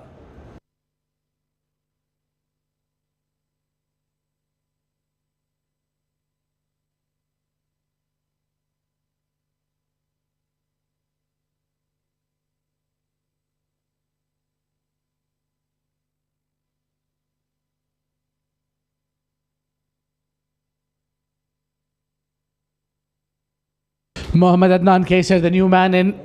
It's the first 6 deliveries. He need to watch it out. Oh, that's shipped in the air. Could be a chance. No man settling. He dropped a crucial catch, but his partner saved up for 4 runs. Tehran Khan doing a magical work at the boundary line. Now, how costly would this prove? This was a pretty regulation catch. Came down and he dropped it. Eyes not on the ball, and look at that effort. Oh, he's done extremely well. Well, we have the best view here. Well, whether is anybody was touching the ball, but I think he's done well. Let's still check the umpires. They quickly completed a couple there. Very crucial 2 runs this. If they get 2, I'm not sure. We're still waiting for the umpire's call.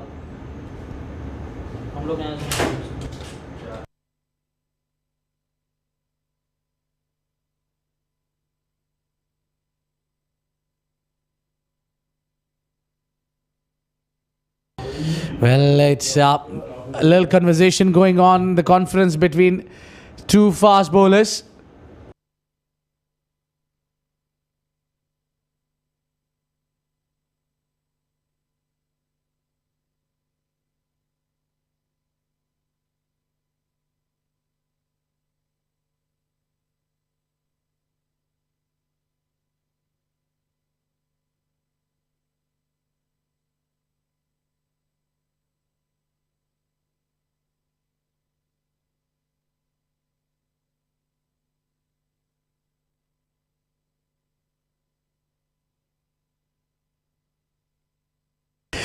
Well, very important delivery, this one.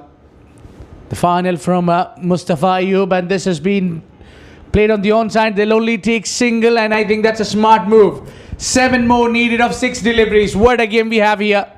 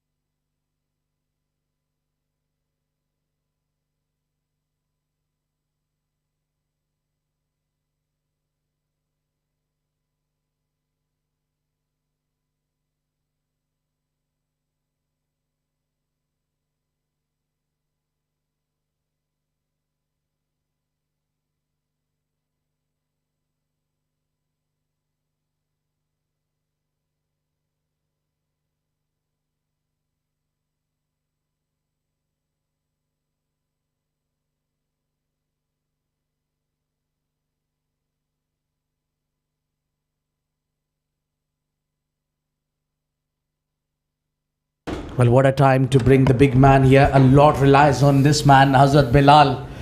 He has 7 runs to save. Can he do that? He'll have to bring all his experience into play, Abid. The previous over that he bowled was extremely expensive. But he'll have to change all of that, put everything behind him.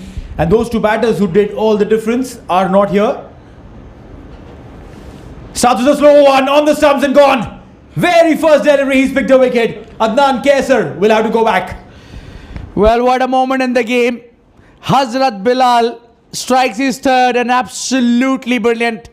With the slower one, back of the hand, batter did not read it at all. And with 2 wickets away and 2 hits away, now the game relies on a between the line. They need one solid hit. And it's the new man will be coming in, Tashfeen. Walking out is Muhammad Adnan Kaisar with 3 runs to his name only.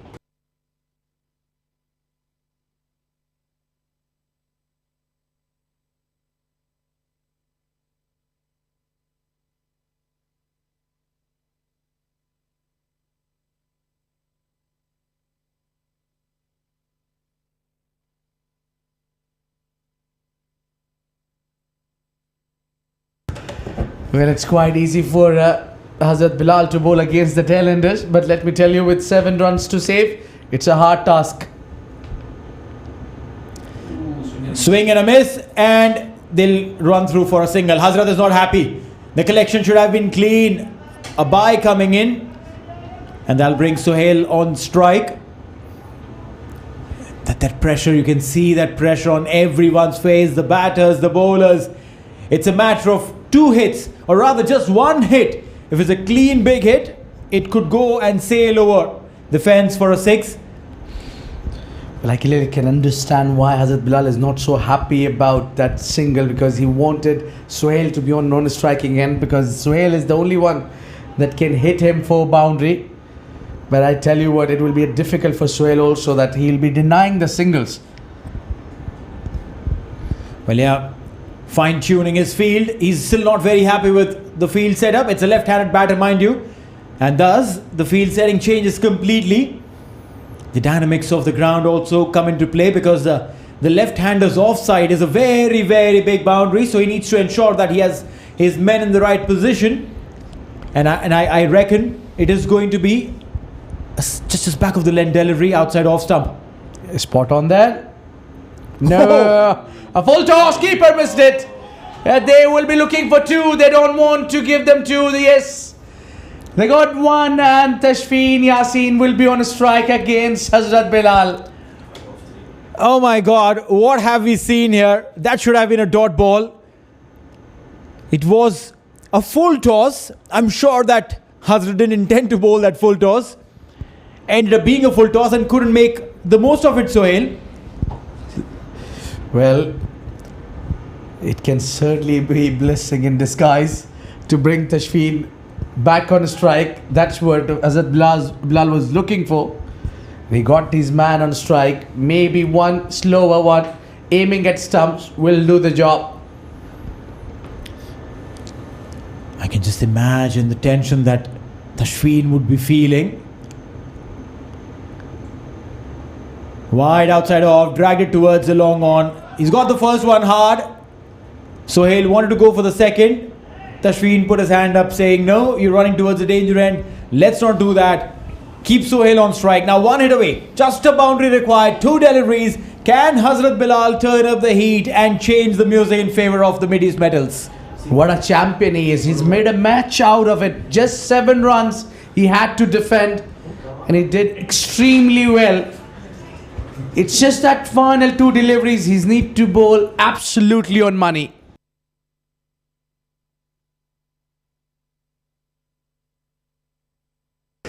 Can this be the delivery? Can this be the winning moment?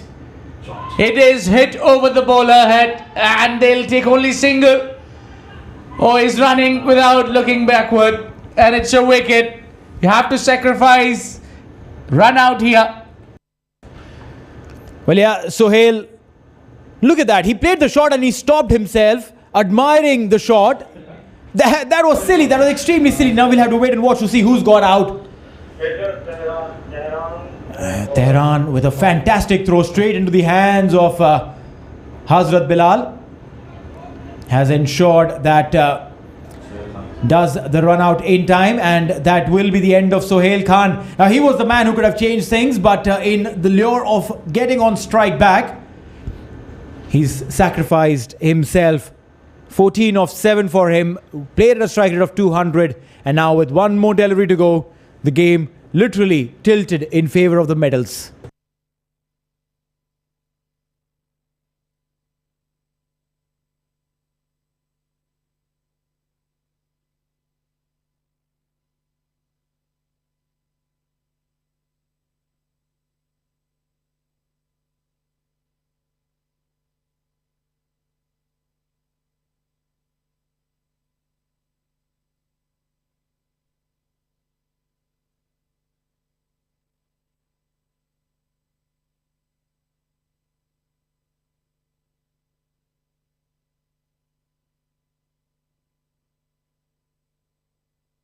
One final delivery, and it's 1 wicket away, and one delivery can turn the table. That all those 20 overs has come down to one final delivery.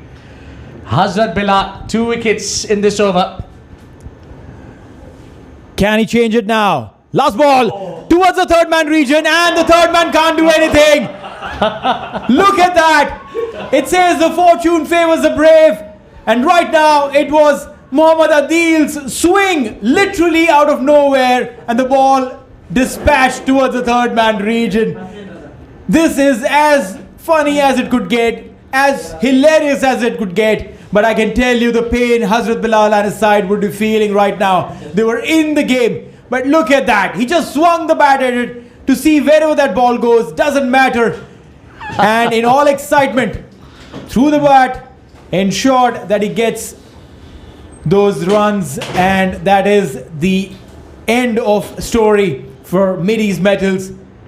Dubai Gymkhana has won the game, and won this game by the whisker of a moment. Barest of the margin. Barest of the margin. The final delivery, he threw the kitchen sink at it, and he got the outside edge, and the celebration says the story. The entire team jumped into the ground, and they were really, look at that, look at those moments. He lost his bat, he was about to take his helmet out, and look at that, Adil does that for him, and he's ran towards, all the way towards his partners, and look at that, one little Ronaldo celebration. What a moment it is for Dubai Gymkhana. They won this game out of nowhere. Tashfeen did extremely well in that last ball, had to do everything and did it well. Alright, a quick check at the batting card there. Syed Hasnain Raza, definitely the man who mattered the most. Stuck around in the centre, gave enough and more support, almost the spinal cord of this batting lineup. Mohammad Aslam Shehzad, 36 of 28, gave him good company. And at the bottom, Rahman Gul, Sohail Ahmed, and Tashfeen Yasin with that last boundary ensured that they got what they required. 174 of 9. Well, certainly there is nothing to be blamed. Both of the teams played tremendously well, but it was just the bowling attack that is being used by the captain. Was it the right call? And 16 runs of extras remain to be spoken. Hazrat Bilal with absolutely brilliant. He's picked up 3 wickets, given 39. He's been absolutely great tonight. But it's just that one final delivery he couldn't deliver. And it was Dubai Gymkhana's night. Well, yeah, a quick check at the match summary then. Middle East Metals, 172 for 6 in their 20 overs, with Razan Khan top scoring with 35, Harun Altaf and Faizan Awan giving him company. As far as the bowling attack was concerned, Rahman Gul picked up that 1 wicket, giving away just 18 runs. Extremely tight bowling. Gymkhana, when they came into bat, it was Syed Hasnain Raza and Mohammad Aslam Shehzad who were the backup for the team. They ensured that the runs came in. And at the bottom, literally, it was helter-skelter and the runs came in. Hazrat Bilal with a splendid spell of 39, picking up 3 wickets in his 4 overs. Couldn't really stop them. Dubai Gymkhana winning the match by 1 wicket. Now tomorrow when we come in for the 56th match, it's going to be Dubai Daredevils who will take on Emirates NBD Cricket Club at the ICCA Academy Ovals. This is the ICCA Academy Arabian Cricket League 2022-23. And now we'll be going downstairs with Sameer Yunus for the post-match presentation.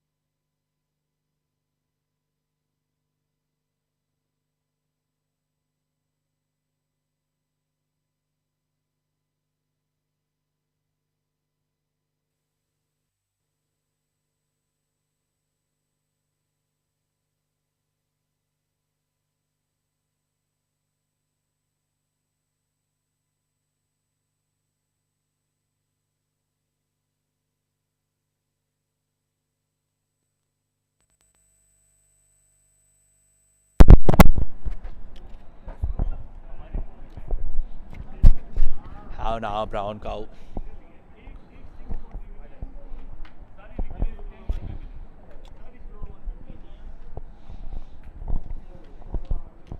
See you bros. Bye bye. रख दे अंदर में, मैं ले लेता हूँ. कोई भी बहुत सेम है ना. Good match. Good match. Very good match. Last time, remember that?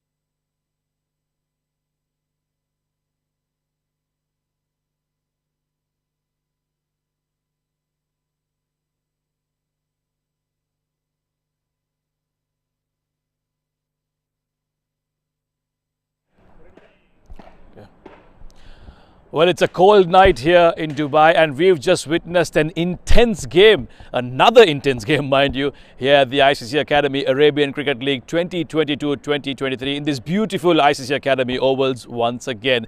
Before we actually announce the player of the match tonight, there's been a few good performances, a superb game, by the way. The match swung both ways throughout the two innings, and in the end, it was Dubai Gymkhana who won it with the last ball boundary. What a game. But before we obviously announce the player of the match, let us just remind you that we'd like to thank the ICCA Academy especially for some wonderful facilities and help that they've given us in putting together this tournament, and all the hard work that has gone in to make sure that this tournament goes on successfully. Obviously, we'd like to also thank our title sponsor SkyX.net, our official streaming partner FanCode, and of course our event partner TCM. There were a few good performances that were of note, but the one that really stood out, that really helped Dubai Gymkhana get as deep as possible in that game and eventually win it off the last ball with a boundary. In that middle, the man who controlled the innings for Dubai Gymkhana took them throughout until the end. It was none other for his 52 of 43, Syed Hasnain Raza, who is the player of the match. A fantastic innings by him and deserving the player of the match award. And of course, it will be given by our match referee, Mr. Tehseen Javed, who is our guest at the presentation ceremony. Quick word with you, Hasnain, after you've collected that. Congratulations and well played. 172, you thought in the middle that you could chase that down comfortably? I will give a little bit credit to my captain. As communicated by him, my job is quite simple: to take the innings deep, play my shots, play on merit, and that's what I did, and I'm happy that I contributed towards the win of the team. Well, it was a bit of a shady start for your batting innings. Couple of quick wickets. When you went in, things weren't looking very comfortable. What was your discussion with your partner out there? Were you making short-term plans, how you're going to approach the end of this game? Well, we only thought what we should be doing right now rather than taking the pressure. So we played our shots, and that helped us a lot. Well, obviously you're out of this tournament. You haven't qualified for the knockouts, but being in fourth place obviously still helps to go on and play the future tournaments. How do you go from here as a team? What's the discussion? How do you motivate the boys to stay motivated here once you go into the next tournament? There was a discussion going on that we have still a bit of chance to qualify for the semi-finals, and we will do our best to qualify that. All right, congratulations once again and enjoy the rest of the evening. Thank you very much. Syed Hasnain Raza for a wonderful Player of the Match award for his 52 of 43. Well, that's another end of another game here in the ICCA Academy Arabian Cricket League. We'll see you tomorrow with one more game. Until then, it's goodbye and good night from all of us here at the ICCA Academy. Thank you.